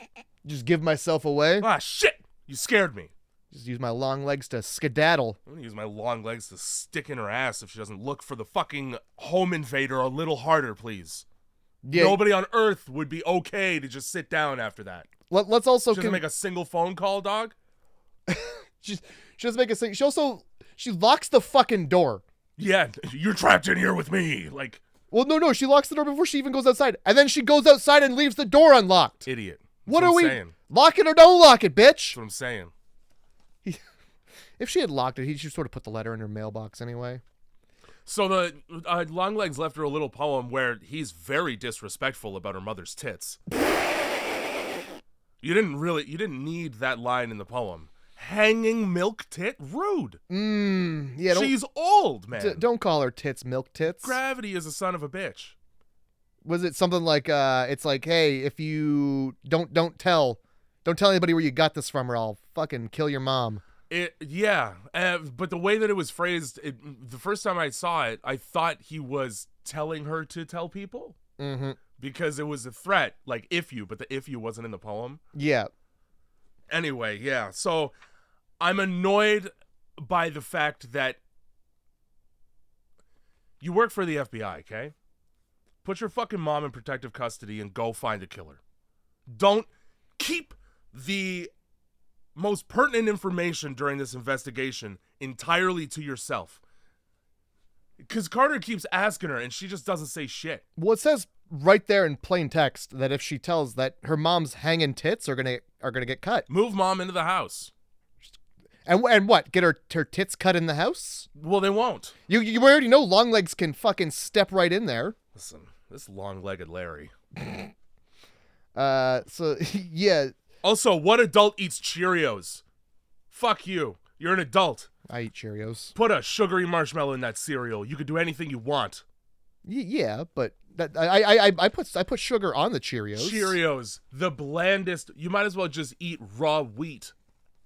Hey, give me that bran and nothing. You're getting the wrong Cheerios, man. You know they make flavored Cheerios. The thing now? is, dude. Well, she's not eating them. No, that's just flat Cheerios. Time and milk. period. They realized that Cheerios fucking suck, and that's why they made them Honey Nut. It took them entirely too long to come to that realization. Okay, they sure did. One day of eating Cheerios. This needs more. You would think the fact that it's just good for you would be good enough. It's not, though. I avoid a lot of things that are good for me. Good night's sleep. You should be eating your Cheerios. Not pizza every day. It's for your heart. My heart. Fuck my dumb heart. So she gets another call. And she's like, because her mom calls too while she's like doing this whole thing, and her mom's like, "Oh, I'm old and I'm fucking weird." Yeah. Oh, and then so the next call, she's like, "Okay, mom, chill." And it's like, "Nah, it's work, dead bodies." Oh shit. Gotta go. Right, I'll be right there. And then Carter's, hey, so fucking this note that he left, and then she, without even saying anything, it's just like, fucking, I got this. Don't worry. Oh yeah, it's a good thing I brought the Sharpie. And then that obviously begs the question. So, like, if you're trying to hide it, if you're trying to keep your lips tight about the fact that you were directly contacted by the same person that's committed mass family murders, probably don't solve the cryptex right in front of the lead detective on the case. Because then he's going to be like, how did you do that? This is one of my favorite parts of the movie. Why is that? Yeah, because she solves it, and she's because like, okay, so earlier in the film, when he wakes up, he's like, "Hey, there's such a thing as looking for too long." Oh. And he's like, "So how did you solve that?" "I looked just long enough." "Oh yeah? Well, there's a dead family in the other room. Let's go have a long look at that." That's what she gets, though, for throwing his words back at him. Yeah. She might as well have just produced a middle finger right in his face. That's how I solved it. All right, well, let's go see some corpses then. Yeah? How about a dead kid? How'd I turn you How's around? that? Yeah, solve that. You gonna be a little fucking bitch now? Look at that. Dead kid. Where's your Rosetta Stone now? Yeah, they pull back this. So they're all under like a bed sheet. They pull it back. Maggot City. Yeah, gross. Maggot fucking City. You're telling me an entire family has been AWOL for a month and nobody's called CPS when the kid didn't show up to school? Well, they had a planned vacation For a month? Yeah, to Disney World. It's fucking California, man. It's a big place. Lots to do. But they fucking, they had this fucking planned vacation, which kind of worked out in Longlegs' favor. Yeah, what a quink. Yeah. And when the also, who put them in the bed? Oh, probably the father, because it's always the father that kills. That's something else we forgot to mention. It's always the dad who kills the family and then kills himself. And it is indeed the whole family. Yeah, and Longlegs ain't there. So just in case you were wondering, no. But yeah, so Carter's like, yeah, they had this vacation to Disney World. Had we found like plane tickets and hotel. Sounds real nice. Sounds great. Sounds way better than being dead in a bed. Should have left a day earlier. Yeah. That probably would have worked out in their favor, honestly. I mean, at least then, if you still like are killed, you're killed. You got to see Mickey Mouse first. Well, I think as long as they're away from the gift, right? You know? I think it's just like get away from the gift. Yeah, you just go to the next house with the gift, probably. Yeah, yep. I just don't trust the church. Just don't trust the church. Yeah. That's my 2 sentences or less. When the church comes a knocking, you tell them to go a fucking. It's the door that I'm blocking. There you go. With my body. You get the fuck off my property now. That's right. I don't want a gift from the church. You know what a gift from the church usually is? Something that requires you to pay the money later. Yeah, I was gonna say almost every time. An envelope for putting money in. Fuck. When the church comes a knocking, my Glock I'll be a cocking. There you go. That's the one. I don't even know if you can cock a Glock. I think you can. You can. All it does is dechamber the round, though. It's kind of not worth it. Yo, I'll cock my Glock. Just let you know that I got more than one bullet, bitch. I can waste these. But I gotta pick that one back up and put it in the gun. Oh. Yeah. There we go. Yeah. Little movement. So how'd you solve that so fast, huh? And then we just gloss right over how she solved it so fast. Yeah. Oh, your cheeky little bitch answer was good enough for me, I guess. Oh yeah. What's this girl? No, 9 or 10? Oh, I don't know. I'm just wondering. Oh. Okay, bye. And then I think she calls her mom. He calls her mom from work, and just long awkward silence. Just stop. Just leave your mom alone. Also, yeah, she calls to be like, hey, just so you know, you ain't gonna see me for a bit because I'm too busy for you. Yeah, so I'm not gonna make it. Congealing in your fucking hoarder bedroom, Mom. I'll see you in Mom. hell. Never I'll see throw you in hell anything burning out. and twisting. Stupid bitch. Fucking cunt mom with your long hair. Oh my god. What is it with Nicolas Cage and being in movies with women with fucking super long hair, Mandy? I think it's just like sometimes women have long hair and that's just life. Crazy long though. I think like in the 70s and 80s, hair was just longer. She's clearly an ex-hippie. Yeah, there you go. Fine. I mean, she was easily convinced, Manson style, to do. That's true. Things. Yeah, it's not really a bargain that it sounds like I'm winning. No. Hey, go to hell or go to hell later. Mm-hmm. I mean, when do you want to meet Satan? Because he's coming. Before or after dinner? Fuck. So oh yeah. So your prayers protect you from the devil. Yeah. You would know, you stupid bitch. Yeah, you would know. I wonder why I gotta pray so much, Mom. Yeah, why are you so concerned with the devil, BT dubs? So she's going through those, like, what are those machines called that just the newspaper fucking scrolly? Yeah, I don't know what they're called, but it just she's got one and she's newspaper going through archives at the library. There you go. When you have to do. Most of the time, it's people who aren't detectives who are using them to solve cases that nobody is paying attention to. Yeah, normally it's like a child in an episode of Goosebumps. Yeah. Looking up his town history. Or, yeah, like a dad trying to find their daughter. Trying to find the cult that took them. Yeah. A decryption montage is just what I wrote. So Yep. there's that. Yep. That's what that is. Satan yep. outside the window as soon as she finds the algorithmic hell seal there. That's right. Also, there's like a million fucking Satan books. She picks the exact right one to get the 666 triangle and goes, that's it. First try. Nailed it. You know what I like is like she was like, "This is a fucking triangle. That's the work of the devil. It must be. Give me that Satan book." It's inverted. If it was right side up, it would be fine. Yeah, that's just a pyramid. If it was acute, well, this would be geometry. But we all know that Satan's equilateral. Oh, Jesus Christ. Yeah, as quick to just be like, and Satan. All right, triangles, we got Satan right here. Perfect. Hey, Carter, I approved it. Look, it's a triangle. That means devil. I also like that it's barely a triangle. Yeah. Well, it's almost...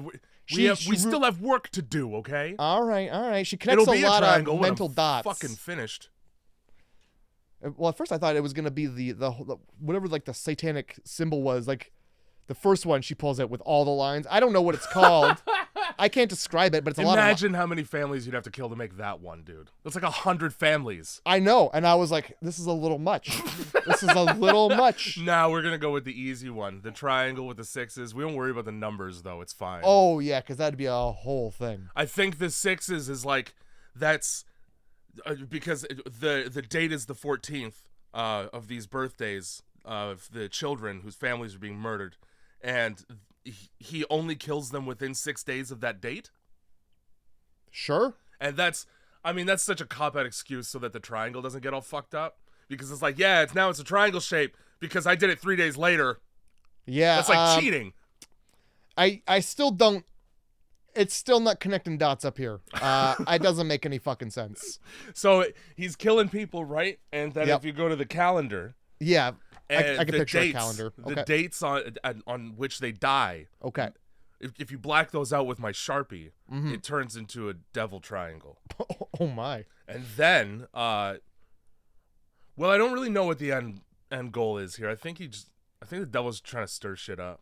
The devil's always trying. That's his main thing. Is like shit's not stirred. Hell must be boring as fuck. You know what I was? Hell must be like an elevator that's crowded. I was thinking the other day. You know how like when they like do like they like picture the devil, it's like always like a naked red guy, and he's got like a little loincloth. Like, or Peter Stormare. Yeah. For some reason.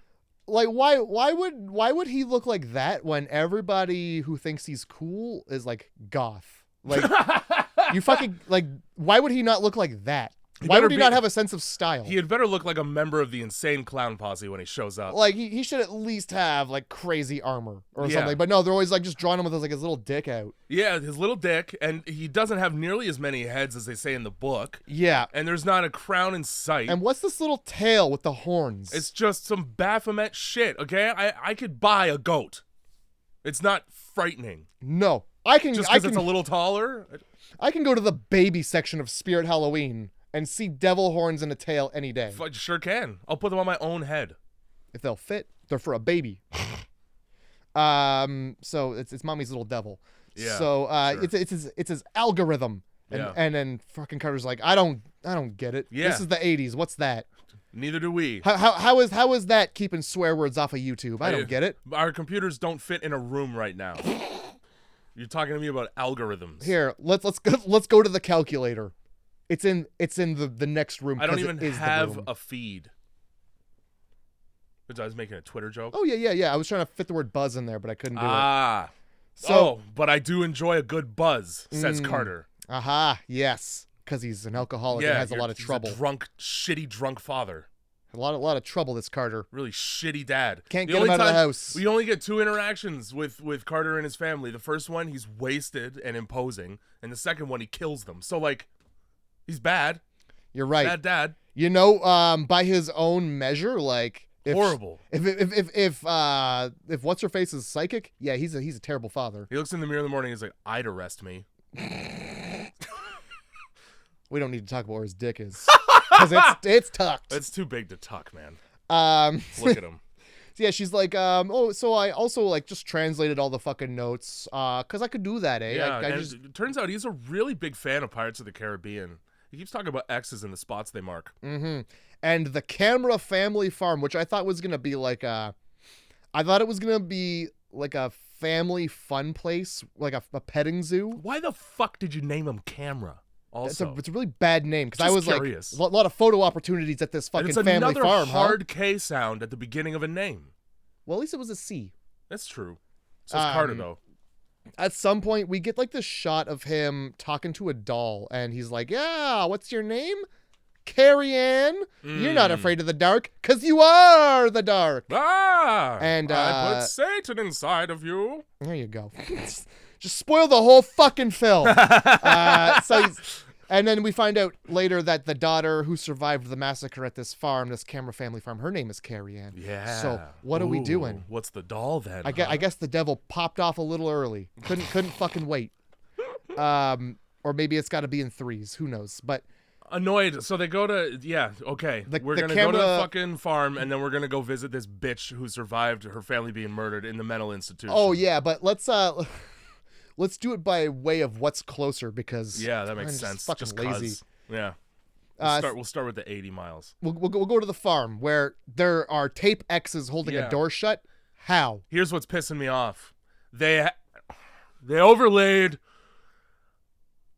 Lee in post saying X's mark the spot, which first of all, it wasn't X's, it was singular X as per what you said previously. Mm-hmm. Secondly, that was entirely for anybody watching this who apparently has fucking brain damage, because 5 seconds ago was when she said, oh, in all of these letters, he's talking shit about how X marks the spot. I don't need you to say it to me. And Carter definitely doesn't need you to say it because he's a fucking detective. Oh, those X's that you mentioned at 2:00 today, there they are. Yeah, and like, 1X, I get it. But it's like a fucking treasure map with clues. Breadcrumbs. Oh, the stairs. They must be important. It's like 5 X's on the fucking door, man. Yep. Come on. And then more inside, as if FBI agents aren't going to explore the entire fucking building as it is. And then you know what the... Trust me, I'm going upstairs to the loft. I've seen the ring. That's where all the fucked up shit happens. Right in the loft of the barn. You know what isn't on the floor of the loft of the barn where they start prying up floorboards? Yeah. A fucking X! Yes, there is. There's a cross. And yeah, that's just an X. If you tilt your fucking head, it's a cross with a man on it. You turn an X 90 degrees and you get a cross. And you get a man on an X. Yeah, it's fine. But it's what not is an X if not 2 traveling lines intersecting at a point? An X when you turn it on its also side? known as an intersection, also known as a cross. No. When you turn an X on its fucking side, you get a plus symbol. That's not a cross. That's not even a lowercase t. It indeed is a cross. No. Because I said cross, not crucifix. A cross has And a crucifix has the letter X right in it, so guess what? It still marks the spot. A cross is just a fucking crucifix without the Jesus. That's true. That's fine. All right? You tip a cross over, you got a tipped over cross. Yeah, and the Satan. And also, you really got to really hope they're walking in at that angle where the cross looks like an X, because I'll tell you what, there's a crucifix nailed to this floor. I'm getting out of here. The fuck is this? I don't want anything to do with that. Why is it covered in straw? Yeah, what's this crucifix holding back? Well, as that's it turns under the out, floorboard. Yeah, a voodoo coffin. So there's a doll in this fucking coffin, right? There's a piece of paper with a triangle with a smiley face written on it. Yeah, because the Satan triangle. Because Longlegs is also psychic and knows exactly what page she flipped to in the Satan book. Mm-hmm. And also, if the smiley face wasn't on the triangle, you'd have no idea which way to flip it. So that's how you know it's an upside down triangle. Fuck. That's the Sataniest triangle of all. Oh yeah. The satanic geometry. Triangles. Yeah, and if you look at a cross and you don't see an X, you should try angles. No. I will not have that in here. Oh, you did though. Fucking anyway, so yeah, they pull out a fucking life-sized doll. Yeah, that was made in the likeness of a human. Okay, mannequins are already fucked up. You don't got to throw human hair on it. It's true. You're just making it worse. And where are you getting all this human hair from? Great question. Also, if it's supposed to be from the human the doll is supposed to be, how are you getting it? Indeed. Mm-hmm. And why is it longer? That's a whole lot of time you're spending in somebody's shower drain. Blech. Because then you got to sort them too. It's not just her hair. I mean, ideally a hairbrush, but you know, if all else fails, you do go to the shower drain. So here is the question of the day, Jay. Sure. The big fat fucking question of the ready. day. Because let me tell you, I got answers. I bet. Oh, please, fucking riddle me this, Batman. Mm-hmm. Riddle me these questions 3. When I watch Forensic Files, and it's like there's a bomb. Yeah. You know what they do? What's that? They go, let's find out who is buying bomb-making equipment. Now, when I come to the 9th murder, wherein which there is a life-sized doll, kind of narrows down the suspects. Yeah, I'm gonna be like, who's buying the porcelain, the raw porcelain? Who's buying a person-sized amount of this? Yeah, I don't know where all the porcelain's going. I mean, it's okay. It's Oregon, sure, a lot of artsy people. But you can still get that list. I haven't been seeing any sculptures lately. Mostly just dolls. Sure's a huge lack of teacups at the China store. Bull doesn't know what to do with himself. Just rolling around in it. I would start at the porcelain store. Yes, that's right. Whatever store that is. Hey, question for you, man. Who's your biggest customer? Who buys the most porcelain? And now explain to me what is porcelain, because is it a liquid? Is it? I feel like they would have these answers there at the store. They should, yeah. Because if I'm going to the porcelain store, I've got porcelain questions. Yeah. How are you making toilets out of this? I knew it. Fucking took the words right out of my mouth on that. I knew you were gonna start. I knew the second you hopped on porcelain that toilets were gonna come up. Oh, of course. Nash. Oh yeah, and can you just piss on this, or you coat the porcelain in something before you can piss on it? Hey, why did you make the thing that I have to sit on violently out of the most brittle material known to man? You know, I don't know how you're sitting down on a toilet, Jay. But they should be plastic. It should be 3D printed. It should be stone. That's cold in the winter. Very porous. Oh, you don't want that. Gwyneth Paltrow will tell you don't want that. Ah, Christ. Somebody puts her fucking eggs in her puss. I don't need to know about that. Yeah. I don't need to know about that at There's this all. whole trend, and I can't remember what they're called, but that was the whole thing. It's like, okay, it's like it's supposed to like align your chakras, you know, like fucking people care about precious stones and shit. Well, you shove one up you, and it smooths your soul out. Problem is, all those holes, that's a UTI waiting to happen, at best. Oh, God, I was going to call it quinoa, but it's not. What is it? No! And it's not Benoit balls either. Those are just stainless steel balls. Benoit was the word I was looking. That's for strengthening your pelvic shelf. These fucking dolls got Benoit balls. Yeah, they fucking... Oh, fuck. Yeah, they do. The devil's Benoit. Oh, this morgue operator, like, well, say what you want about these dolls. They're tight as fuck. I've pulled my fair share of these out of some dead bodies. Why is this mortician so creepy? Oh, so there's morticians that aren't. That's fucking crazy. No, there are. There are some that are just regular people, and then there are some that obviously want to fuck the doll. Because that's who we're dealing with. Oh, yeah. Also, here's this steel ball, and when I put my little ultrasound up to it, it makes a high-pitched noise, kind of like an AC that's broken. And it whispers my wife's voice. Hey, cut it open. Why did you wait to cut it open until Carter came down and was like, I want to see inside that ball? You did half a job, and then you brought it down to the detectives. Evidence. Open the evidence, please. Hey, what's in the box? Hey, here's a scary mystery ball. Let's cut it open and release the fucking devil. Fucking Lee Harker is like looking at it like, yeah, I see snakes when I look at that. So let's open it. It's been whispering to me. Fuck me. Again, just more red flags. Yeah, tons. And like right here in all caps. Hey, if the ball is whispering to you, cut it open. Anything that whispers to me without my consent is getting cut open. Yeah. How about this? If the ball is whispering to you, take it to fucking Mount Doom. Throw it in. That's what happens. Throw it right in a volcano in Hawaii. Actually, you'd probably just burn Hawaii. That's some it evil shit. It would erupt. Satan would erupt out of the volcano. Hey, at least you would have tried. You would have tried to destroy the fucking one orb to rule them all. Yeah. This one is quite smooth. And the one in the mannequin hand in the basement looks like it's been hit with a claw hammer 17 times. Well, it hasn't been Benoit yet to smoothness. Yeah, okay, so it's got to, yeah. It's got to see the pressures of a snappy vagina. Right. Snapper lawnmowers. Yep. So inconsequential scene of a creepy guy being ugly and creepy and super creepy to a child in a convenience store. Oh, it's another favorite part of mine. Just, so how old are you, my angel? Dad!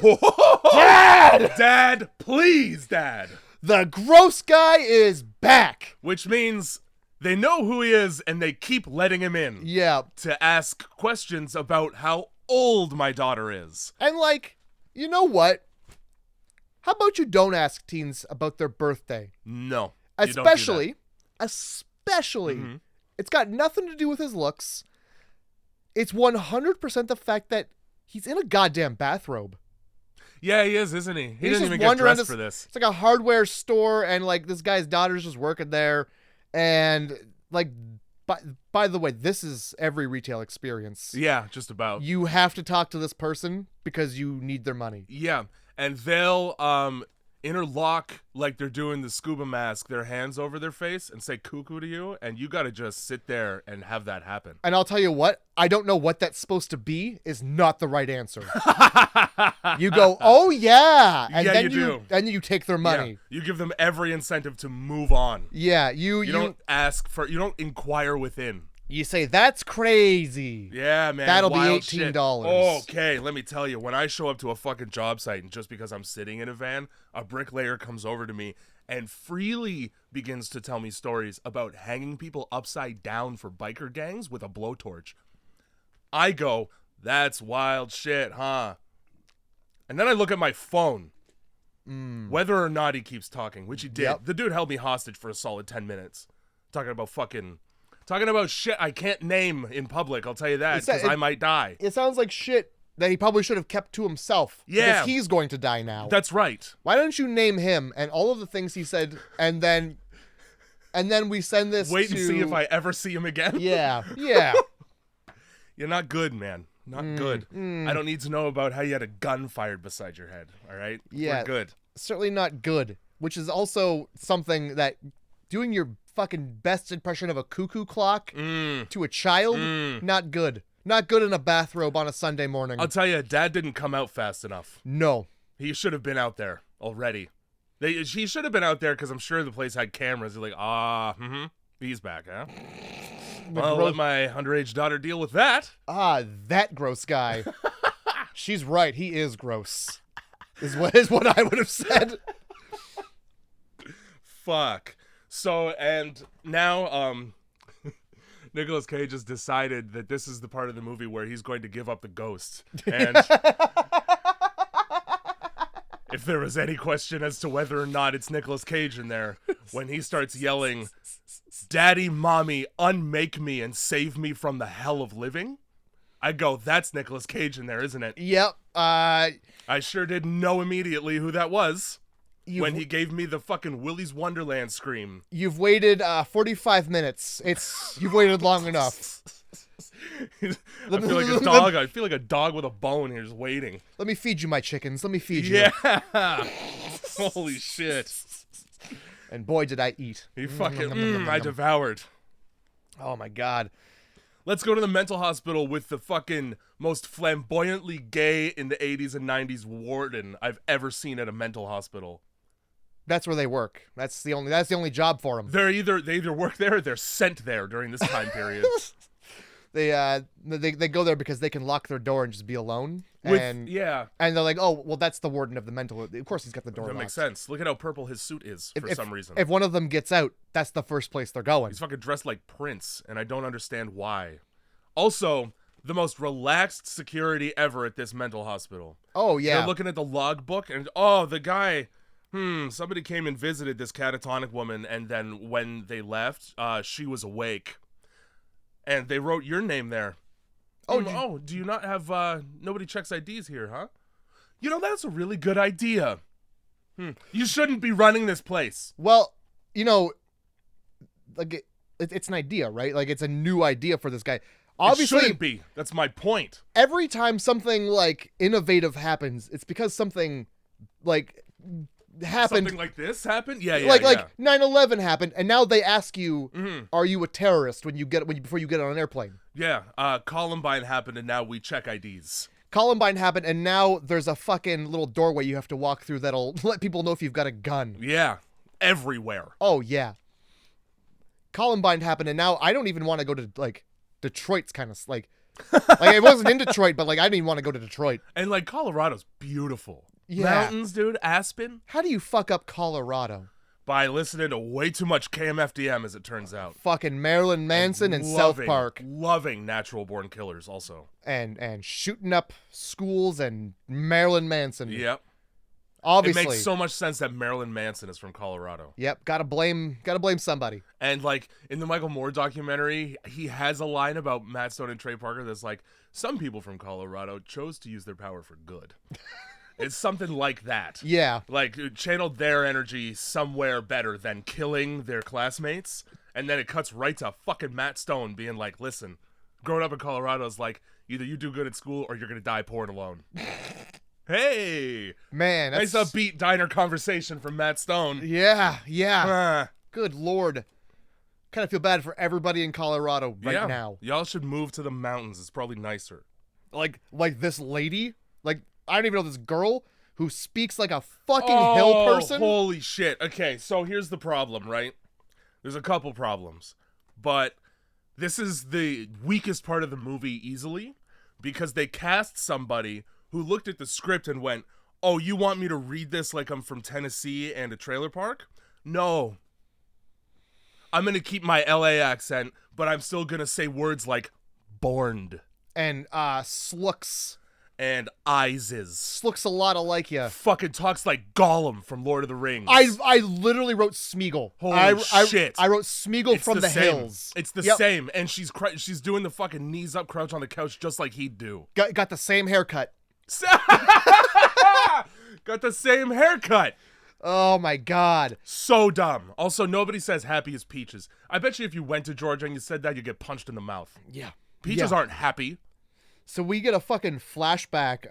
Mama always hated me because I came out of her wrong and bled her up. Yeah, they're trying to make it like she's some fucking deep south fucking farmland homeschooled ass white hick. Fucking Oregon. And people in Oregon, I task you to find somebody who talks like this. Wrong corner of the entire country. There's no fucking way on earth.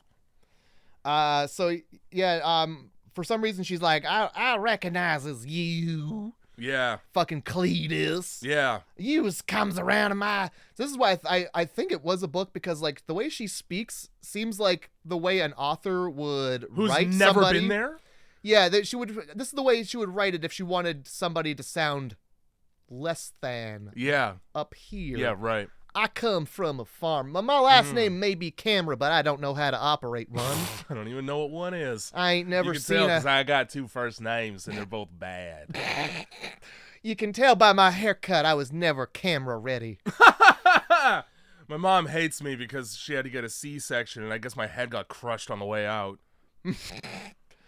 The flashback to the parents, all right, doesn't really fit the vibe of the movie. No, it's dumb. It's kind of like a James Wan when he does, like at the beginning of Annabelle where you get a short film, or the beginning of Insidious where you get a short film, or the beginning of The Bye-Bye Man where you get a short film. You watched The Bye-Bye Man? I'm fucking sorry. Right, I did, and I hated it. I'm sorry. But it's like there's an energy that the beginning, and then you get Insidious, and then it's movie. But they just shoved it into the dead center here. Yeah, gruesome thing. Hey, you get to watch the dad cut off cows' heads. Oh, and then yeah. also his family and a priest. Yeah, I remember my daddy was a good man as he's severing a cow's head from its body amongst a field of dead cows. He's been busy today. And let me tell you, they didn't even ask me to do this. You can tell this is not familiar territory by all the guts hanging from the neck of the cow. Yeah, he There's nothing clean about that axe. When they show him, he's not even using the axe. He is barehanding it. Yeah. He's pulling. He's used the axe, and now he's going to stop using it. Yeah, like any good guy who cuts heads off of cows would do, you know?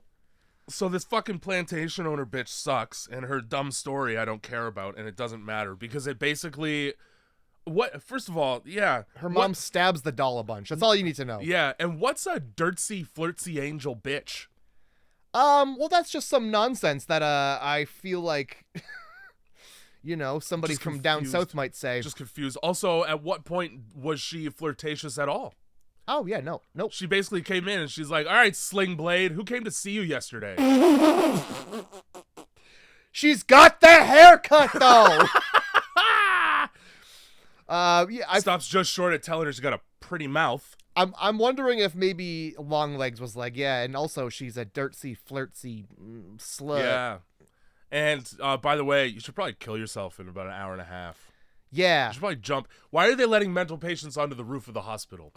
I feel like that's an accident waiting to happen. Now, you know, I didn't really consider that, but, you know, I had that same question when I watched, what was it, Nightmare on Elm Street 3? Yep. How'd you get up there? Or that fucking other one with the kid. Oh, yeah. That we also watched, that I don't remember the name of. Me either. And probably for the best. Yeah, probably. No, let's let them up on the roof. They need to see the stars, too. Yeah. Maybe they have interests. Good. Fucking, yeah. And then, you get that whole flashback where the dad kills everybody with an axe. She speaks like Smeagol if he was a hill person. Mm-hmm. Classic grizzled old detective refuses to believe in anything intangible or supernatural despite working with a fucking clairvoyant daily. And like being like, okay, good, you are a psychic, yes. I guess half psychic is better than none at all. No magic, no voodoo, that doesn't exist, but half psychics for sure. Yeah, for sure. He's not a witch doctor. No, he could never be. She's like, yeah, the dolls involve magic. That's like a whole thing in cultures, is what she tries to explain. It's like, nah. Quite literally describing a voodoo doll without saying it. Yeah, not this one. Not this strange doll with the metal object in its head. That's why we're doing the human hair, and that's why we're putting a soul in a ball. This is sort of the whole point. Nah, not in Oregon.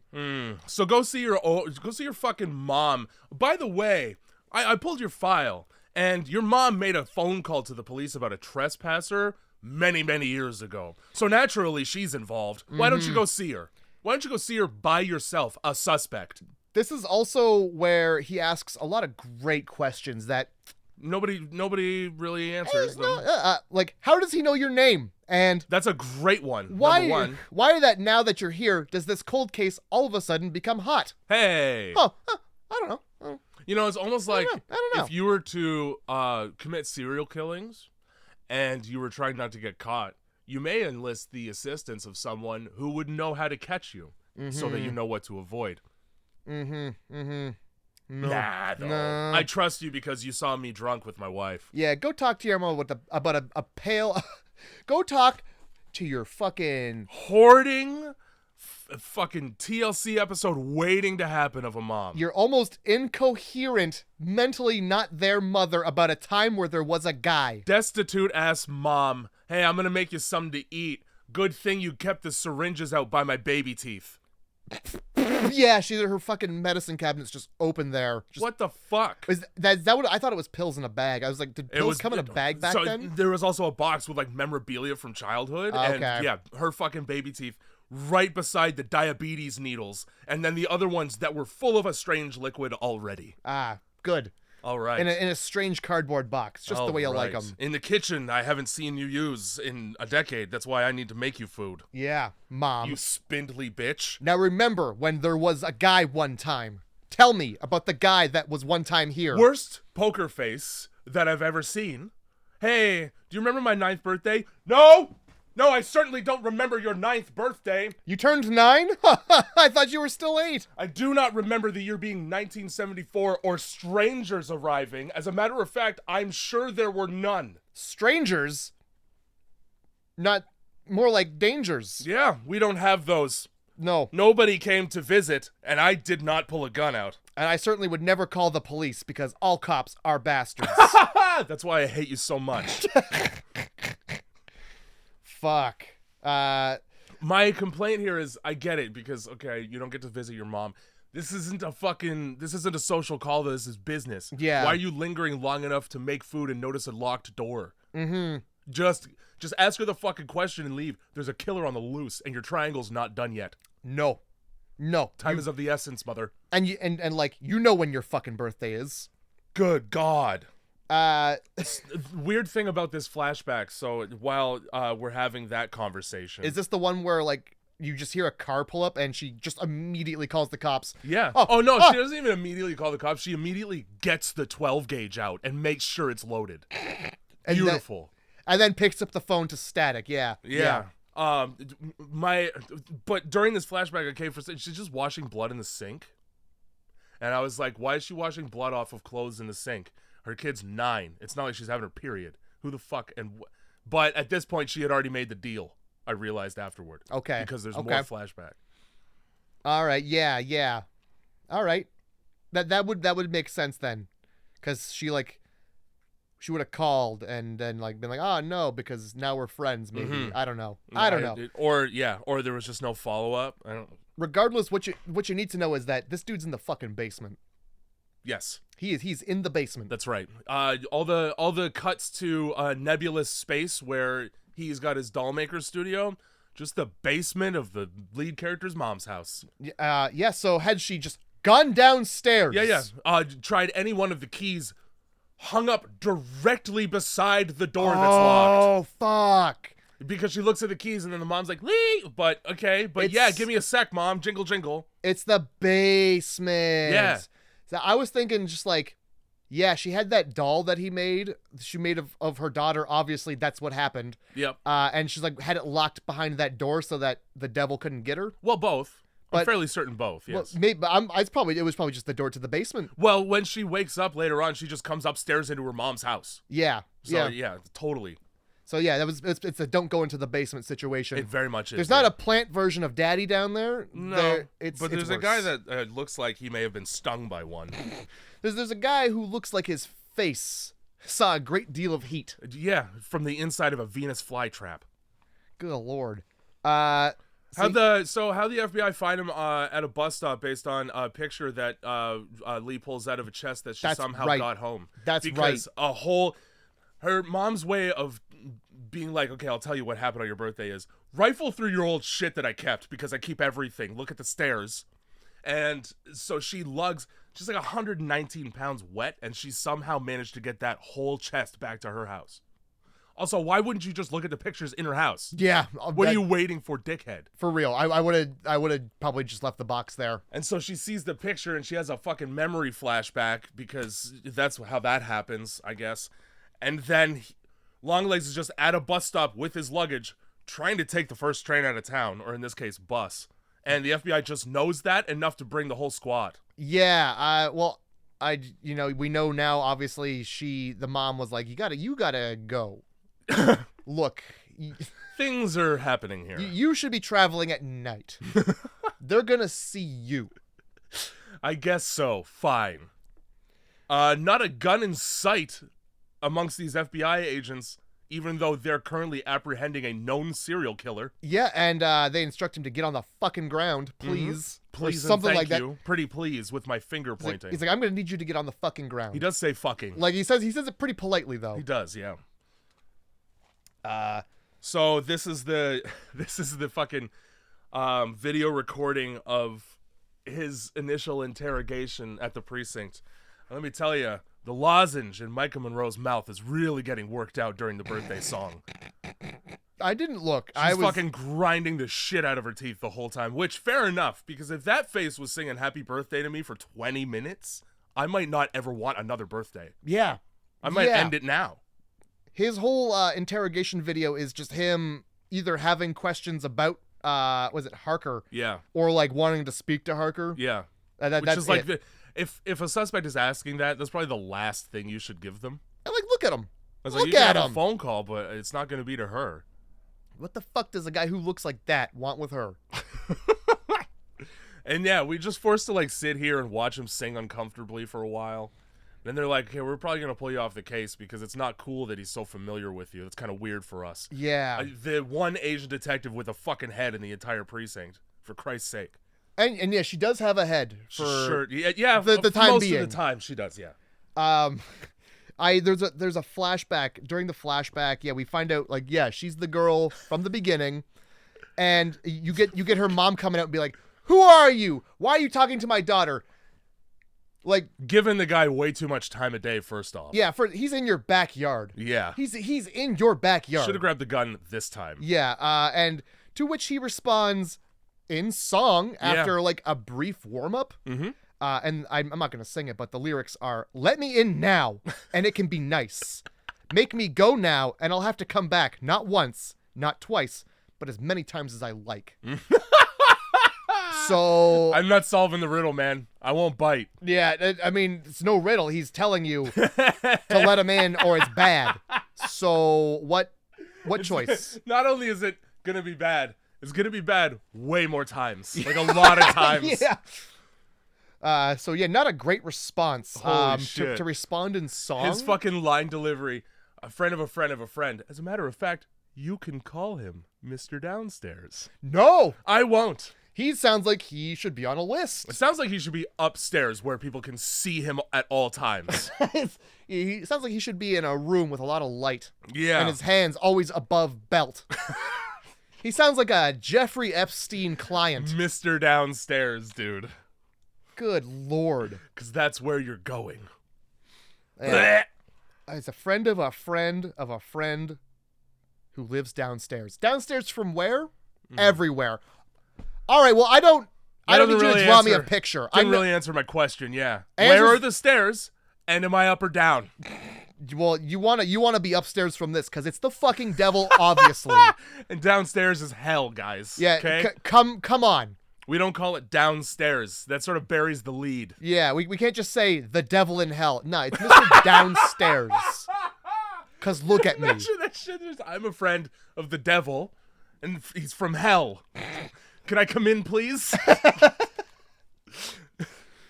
Fucking, have you heard? It'll be nice. Please.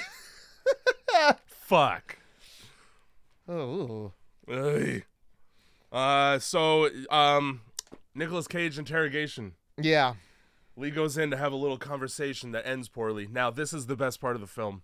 Okay. And all right. Part of the reason why it's the best part is because you just get a Nicolas Cage long take where he's horrifying. Yeah, they just let him go. They just wound him up and they let him go. Half of this probably wasn't even in the script. He just came with it. Yeah, I don't think the singing at all has been in the script. I don't think bow down all the way down. That's a Cageism. And then get down to the dirty work that gets dirty as it cleans, like a mop. Holy shit. Yeah. All right, man. Like a rag. I know. I got the message there, Nick. We're good. Oh God, what else? He says something else. Oh yeah, you're something about like their house being white. It's like, yeah, your house was white too. Whiter than tits. Sounds like those tits need a little sun there, Nick. Yeah. Go to the beach. Let those tits out of the basement, my friend. Let the air. You're gonna let them breathe. Mr. Downstairs should keep his shirt on. Are you talking about your own tits? Well, yeah. I mean, it has to be, right? Yeah. Weird time for her to shed a singular tear. I don't really know. I don't know why I'd be upset. I don't know if I would be upset talking to this man. I'd be upset looking at him. I'd be horrified is the word. Upset, not like boo-hoo upset, like I'm unsettled upset. So I didn't quite realize that he was answering her question as to who the accomplice was when he did, because I thought he was just saying nonsense to her. But then it's not. I do have an accomplice, and it's somebody that shows up and says they're from the fucking church and that you've won a prize. And the prize is in a giant box, which from the church, it's probably a kid. From the church, it's probably a big, thick-ass Bible. Thick. Or they just give them fuckers away for free. Oh, yeah. So they got to trick you into getting them now. We wised up to the free Bible. So he, Well, she's like, who's your accomplice? And he says, Hail Satan. Yeah, it does. And then he goes home. He definitely has a good nap. He tuckers himself right out. He decides that his work is finished, and he'll wash his hands of the whole thing. He logs off. Is what he does. Holy fuck! With his face to a table until his nose goes inside of his head. Yeah. All right. I saw that shit and I was like, oh no, is he a fucking porcelain guy? Is this what we're seeing here? That was the thing, you know? Yeah, is it fucking House of Wax bullshit? Yeah. Nah, his nose just came either off or up inside. Yeah, well, I didn't see a whole lot of meat on the table, so I think it was in. He certainly did spit teeth out, though. Oh my god. Anyway, bashes himself to death in the face. Yeah, and like for me, like after the first time I did that, I don't think I'd be so wanting to do it again. And let alone like 5 times. To like really finish the job, slamming your head off a table, like from a sitting position. Yeah. That's a lot. That's some dedication. I watched this episode of I Am Killer once, where there's a dude who's like, whatever, he's a dickhead who kills people willy-nilly. But they also interview one of the inmates that he was housed with, and the guy, it talks about how like he's ready to die at any time, and this dude's like, "You're ready to punch a ticket? Just punch it. Swan dive off the top bunk."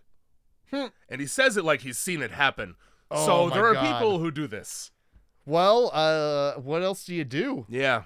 What do you do when you live in a shoe, my friend? Yeah.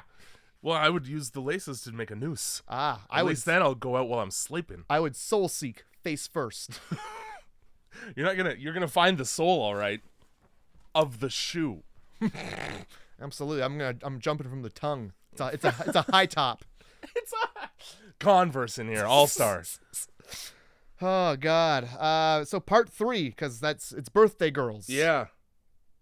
Sure. Yeah. Exactly. Sure. And so, oh man, yeah, your triangle wasn't complete. Just kidding. It got completed today. Ha ha ha. Wink, wink. Nudge, nudge. Carrie Ann Camera jumped off the building. We just let her out, and she done did that. Well, that's what you do when you're fucking mentally insane and you get let on a roof. And hey, I wonder what the ground tastes like from here. She even says like, if that guy had would have told me to jump off something, I totally would have done it for Mr. Downstairs. Yep. Foreshadows.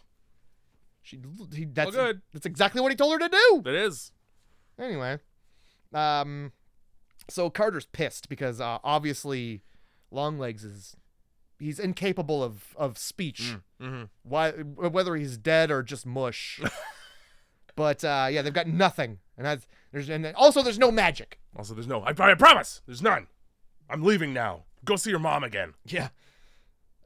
So they I think the Asian lady drives her. Yeah, she's like, I'm not gonna let you go by yourself after what you saw today, which was a man kill himself basically on a table. Yeah, and like I would like to call her something else other than that, but I didn't catch her name. So here's the thing, right? It's not racist when it's a singular identifiable trait. Okay. Sure. Carter is the only black detective. So he's the black detective. But here's the Asian detective. I didn't catch her name, so I can't. Lee is the white detective. Now, so when you say this, you're painting colors. Yeah, I'm painting with all the colors of the wind, man. Up until now, it could have been ambiguous. Nope. Now you're really labeling everybody. Call me Pocahontas over here. So let's go to Mom's house. Let's see how Mom's doing. I'll wait in the car. Go get your mom. Yeah, I'll wait in the goddamn car and never ever glance into the rearview mirror. Not once will I look around except for at the car that's covered by a sheet. But I don't know nothing about that. I know nothing about that. It's probably white nothing. Car poking out from under a sheet. Looks suspiciously exactly like the car from every description we've ever been given. Which is one. I'm going to keep looking straight forward. Yeah, and then I'm going to look nowhere ever again. I'm going to look actually all over the car, all at once. I'm going to see every inch of this car real quick. Twice. Holy shit, yeah. A mom really double taps this woman with a shotgun at point blank range. Didn't need, this is just a waste of a second shell, man. Yeah. It's just this really long shot where you get... You get her fucking, walking. Yeah, she's just, walking around the house. Being like, Mom, are you under this pile of garbage? Mom, I mean, probably. Are you fucking dead under the garbage, Mom? I'm positive she's shown up once and had to pull her mom out from under a pile of garbage. There's a newspaper avalanche, Mom. Mom. And this whole time you just see somebody under a blanket, like sneaking up on this lady in her car. Yeah. So you're like, oh, who is it? Who is it? I wonder who it could be. Who could it possibly be if the house is empty? I wonder. We've been very clear about the fact that nobody comes to visit. And we've been beaten over the head with it. Oh yeah, like a brick. That's right. So yeah, nobody comes to visit. So where is she? Also, hey, the door's unlocked and open. And ajar. Yeah, it wasn't even shut. She was in a hurry. She was in a hurry to get the shotgun. So yeah, she blows a hole through that detective. At this point, okay, because this is the third time that it's happened, I'm not sure Lee is cut out for the FBI. No. Because her response in a crisis is to have a panic attack and then do nothing to prevent more bad things from happening. Yeah, she really doesn't shoot her fucking mom in the head. She doesn't do it now. She barely deals with the guy that shoots her partner in the head. She got lucky on that one. Mm-hmm. And then when fucking Longlegs is killing himself, all she does is stand there and get blood on her about it. Yeah, she could have been like, hey, stop. Put your hands underneath his... I mean, I know you don't want to touch it, but... You got to do what you got to do sometimes in a role like this. You could have thrown like a fucking your file folder under there. It would have been some cushion. Yeah, at least a little bit. It would have shown that you cared. But no, here we are. So once again, like, we're not even going to bother to check. I mean, you can probably see from 20 feet away that it's brain matter everywhere, so there's nothing to check. Whew, but she sure doesn't check at all. Look, you can't see in the front windshield for the blood. For the agent all over the place. I don't think there's much to check. We call her an agent of chaos.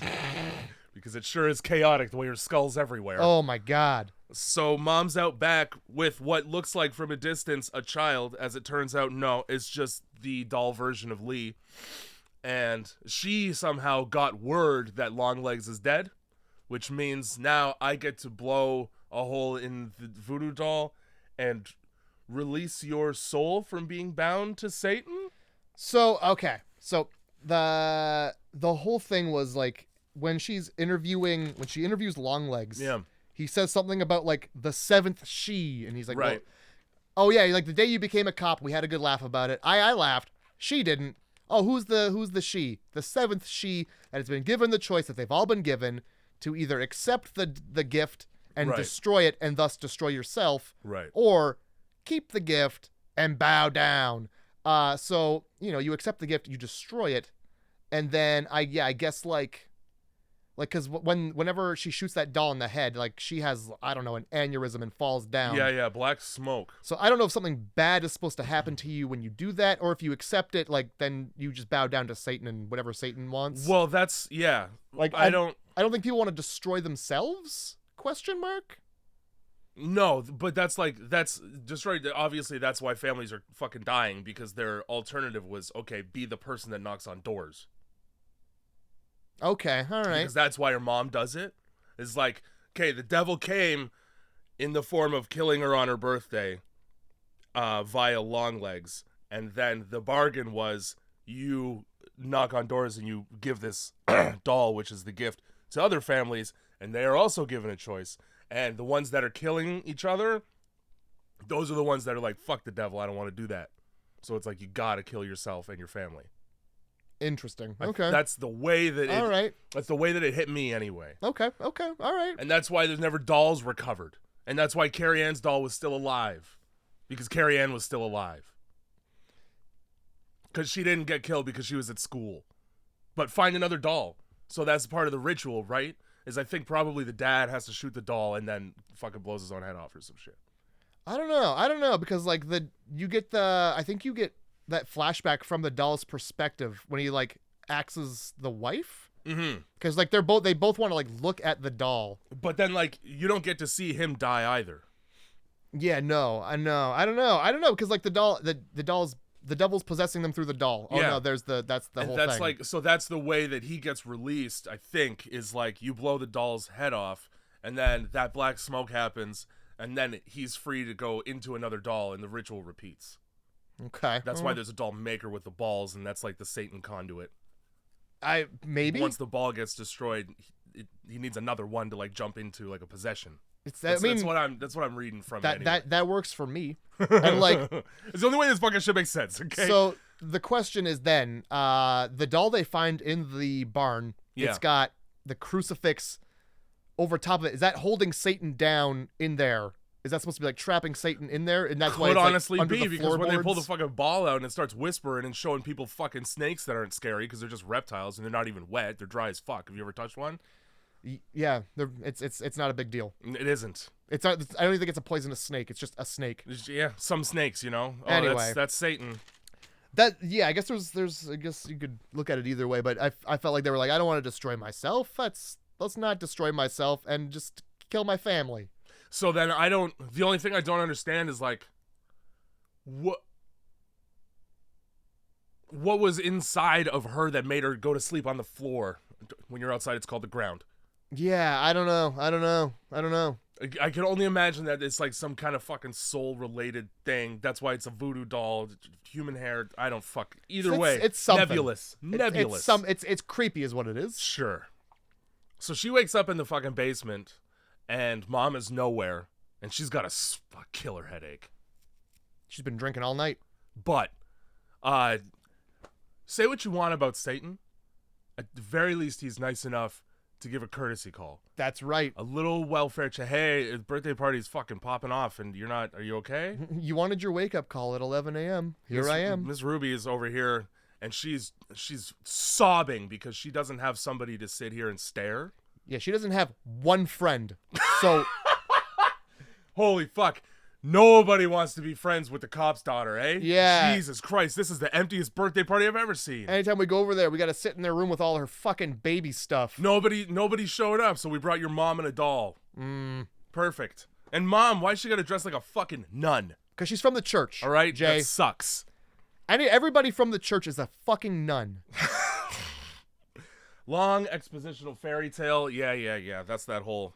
I don't care. Shit, once upon a time, there was a girl named Lee. I wonder who the fuck that is, Mom. Yeah. Good job telling the story and not making me question whether or not it's me you're talking about. Yeah, maybe don't tell me a bedtime story about how lonely we are. Maybe you don't tell me a bedtime story about how it's my fault you have to kill families and watch them die. Yeah, maybe your bedtime story shouldn't involve you being tied and gagged on the floor. Yeah, by a man who looks like he did it on purpose. By a man who looks like he's had a lot of trauma to his face. Yeah, and the day's not over for him. Jesus. Your day doesn't end with being tied and gagged when that guy does it. This is the point I'm making. Yeah, this is not a B&E, it's a B. And then it's a BR. Was that a bowel return? He puts it back in? A bowel retraction, yes. Yeah. Anyway, my daughter, who is 10 and whom I love, basically, the reason you don't see me during the day, even though I lost my job, is, well, I go around and I kill families so that the devil doesn't defecate and digest you over and over in a loop for eternity. Good night. Sweetheart, love ya. Say your prayers. And that's why she always wants her to say her prayers. But then it protects also her from the devil who she's working for. But I don't. Maybe quit. Yeah, Maybe I don't. tender your resignation. Also, like during the first mom visit, she's like, "Have you been saying your prayers?" And she's like, "No, Mom, I never did." Oh yeah. I want you to tell me she's that. Just like, good. They're useless anyway. Satan's real, and I've met him. Fuck. Basically, she basically says that, and yeah. Anyway, this is why you don't send family to arrest family, because it's a horribly biased conflict of interest. Any other FBI agent would have looked in a basement window and been like, "There's dolls in there. This is the house," and not gone in. And the Asian lady probably would be alive still. Yeah, they probably wouldn't have had to make a second visit to that house. But now you felt comfortable because it's your fucking mom, and now you got people killed. Whoops. Yep, I probably should have tried to open that door a little harder. Probably should have asked for backup instead of just letting her wait in the fucking car. Maybe, yeah. Just saying. You never know. Just saying. Your mom's got a shotgun. Yeah, she's not hesitant to use it either. No. She's actually quite eager. Quite eager. Fuck. She's got a fucking hair trigger finger. That's what they call that. So we're all sitting around. Obviously, Satan's in the house because Carter is now just a dickhead. Just a piece of shit. He's got a demon voice. I assumed that he was the one who called her on the phone. I figure he's got DTs because he's ornery. DTs? Delirium tremens. He's alcohol withdrawal. Jesus Christ. Yeah, she's like, hey, just so you know, like this is the accomplice, and it's bad. My mom is the accomplice. This is bad that she's here. And he's like, sit down, I'm the devil. I'm Satan. And the whole time he's just staring at this doll. The whole time there's just anything's happening, he's doll focused. And his daughter's up here in the doll's grill, like, this is what every young girl wants, is a fucking life-sized doll that's not going to scare the shit out of anybody. This doll looks a lot like me. That's going to be fun to play with. So, this whole time she's just trying to explain it. And then, the mom's like, we don't want you to burn and twist forever. Yeah. Which sounds like a dance. Sounds like a dance from the 50s. Yeah. Let's burn and twist. Come on, baby. It's just the Charleston. What do you... Let's burn and twist. And like, this deal sounds like bullshit because it's like you go to hell or go to hell because like you're still going because murders. Yeah. So everybody in this room, I'm pretty sure, has a real fucking listening problem. Everybody in this room's got a real hard time with their fucking ears. Yep. Because this dad, the mom's like, let's cut the cake. And he's like, yeah, let me find something to cut that cake, you stupid bitch. Yeah, I'm going to cut the fucking it was your cake, all right. Stupid fucking idea. Yeah. And then he's like, come to the kitchen with me. Hilarious. I'll be right back. So fucking funny, dude. Yeah, no. we'll be right back. No. I'll be right back. Yeah, I said I'll be back. You'll still be in the kitchen. So like, is anybody gonna listen? Dude. Is anybody gonna read between any of these lines? Come on. The whole time, right, the wife, the way that she's acting is like, well, this is upsetting and frightening me, but I can't do anything because Satan's in the doll in my house. I feel like she was also possessed because she was very willing to be like, oh, okay. I think she's just trying to make nice, and I don't know what the alternative was or why you would go along with it like that. Yeah. So I'm inclined to believe your side, if anything. Because otherwise it doesn't make any fucking sense. Makes zero sense. But so she gets stabbed in the kitchen real loudly, and nobody from the FBI goes to investigate that. No. That was cool that you didn't do your job just then. Yeah, you didn't just look around the corner and say, hey, please don't stab her. Hey. Stop, put the knife down, sir. Don't stab me. I'm going to stab a dog for every minute there's not an electric fence. I am going to stab him. I have wasted enough time with this and that and this and that. These kids, they're running in the street, UPS, up and down. Oh, I got that whole thing in my head, dude. It's so good. Is it fun? Do you find it funny to call me ma'am? I am a lady. I'm a lady. I'm female. Oh, well, you don't sound like a ma'am. Well, I am a dyke. Tried to pay them with gay dollars. It's got Greg Louganis on it. It's on the $1. He's a fucking diver. He's in the Olympics. Oh, he's also isn't he the guy? No, Lou Gehrig is a different guy. Never mind. No, he's just got a fucking weird. His last name's got the word anus in it. Yeah, it does. That's probably 100% why he said that. Oh my god. So the great husband comes around. He's found a knife to cut the cake with. Yeah. Well, he practiced on his wife. Yeah. Oh yeah. He wanted to make sure he got the cuts right. You got to divide it up evenly. And by the sounds of it, he did, because the wife. Well, she's in the kitchen. Yeah, the wife, like he said, is still in the kitchen. So obviously he's making good with his promises, bringing back something to cut the cake with, and for that he gets shot. Yeah, real nicely. Takes and then 2 shots. Mom, because the ritual is being interrupted, gets pissed off with another knife. Should have just used that one instead of going into the kitchen. You mean the devil dagger she pulls out of her cloak? Yeah, you know it's a devil dagger when it's gnarled. Who the fuck is like, I'm going to design a knife, but I want this knife to be, I don't know, crazy. I want this knife to look like Dr. Symbol. I saw this kid drinking out of this crazy straw, and I was inspired to make a knife. The devil's like, give me that one. Yeah, I want the one that looks like a funhouse. So she gets shot squarely in the head. As she should. That was the best aim ever. And then it's just Lee and somebody else's daughter. And she tries to shoot the doll.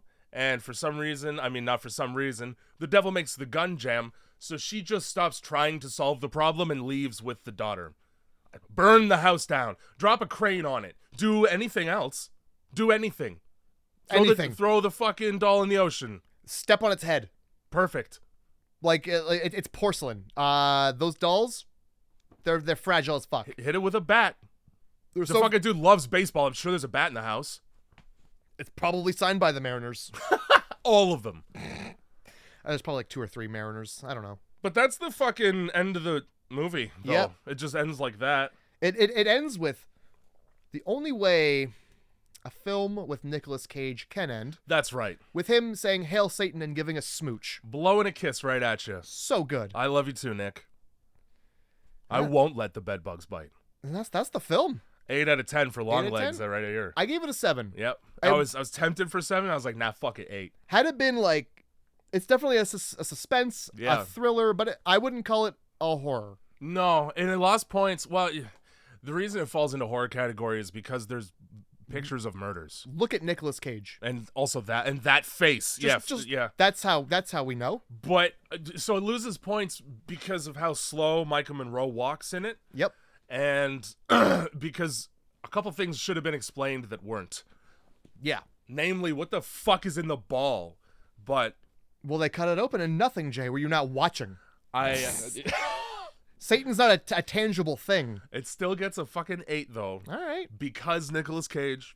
Yep. And also because it's so on its face about the fact that Satan is involved. Like, there's no mystery. Yeah. You see the Baphomet horns in the fucking shadows in the window within the first, 10 minutes of the movie. Oh, yeah. Okay, so it's Satan. They're smacking in the face with it. I'm not worried then. Yeah. I'm not bothered trying to solve a fucking puzzle here. I just know it's Satan. I don't have to fucking remember some demon's goddamn name. Yeah, and they don't bother with that either. Zozo or some googly boogly. Yeah, fucking. All right, just say Satan. They always have a silly ass name. See how easy it was? Well, great movie though. Yeah, you know what? Not a bad movie. Had Nicolas Cage not been in it, I don't think it would not have had a 7. No, I'd have dropped it down myself. Yeah, God, the Cage factor really sealed it a 7 for me. Yeah, I'm gonna break my rusty cage and run. Woo. All right, I've got 4 movies for you. I'm ready for all 4 of them. All right. Are you? Yeah, because I feel like these are pretty all on point here. All right. So we've got possession via object. Okay. FBI investigation. Mm-hmm. The work of the devil. And porcelain faces. All right, well, that's 2 devils in a row. I suspect... No, because we've done The Purge. And we've done The Strangers. So it's got to be Valentine. Anyway, I think the first movie is literally just called Possession. Let's go with FBI. Okay. You didn't get any of those right. Okay, good. FBI investigation. That's pretty good. You know what? That's honestly you picked a good one because it's like... Well, we did 2 devils back to back. Oh, so I was getting away from that. So we're definitely doing Silence of the Lambs. Which is basically this film. Oh, shit. That's a long movie. You couldn't have picked a more exactly this film. Perfect. But it's to be honest, I was tricking you, Jay. How's that? There was a trap and you fell into it. All right? Okay. Object possession, Red Dragon. You just wanted me to watch a Hannibal so fucking bad. To be honest, I wanted to see Philip Seymour Hoffman glued to a chair and set on fire. Sobbing? Yeah. The work of the devil is The Nun. Fuck that movie. I'm glad I didn't pick that. Come on. Nah. Come on. The Nun signifies to me, okay, when the Conjuring universe stopped being anything. Come on. Because then we started doing the fucking Crooked Man, and then we started doing anything that the Warrens ever briefly spoke about during any interview in the 100 years they were alive. What did you expect? Oh, by the way, do? There was a fucking lamp in this house, and one time it turned on by itself, so I thought it was ghosts. Yeah, and then we get the lampening. Well, I don't know what you thought they were going to do, but that's The Nun's a good one. The Nun's a good one. Have you not seen it? You haven't seen it. I have. And also, I believe I've seen the second one, but I'm not 100. I used to have a crush on Thais Farmiga, so like I've seen pretty much everything that she's in. I didn't even know there was a Nun too. That's crazy. Yeah, surprise. It's new. Porcelain Faces. Yeah. Dead Silence. Oh, damn. Yeah. That would have been the one. Yeah. Had I chosen one. Well, knowingly. Here we are. But fine. Watching a man fire his cum at a glass window. Perfect. Can't wait. Let's go. Can't wait for the cum film. The cum film, dude. Grindhouse Movie Club.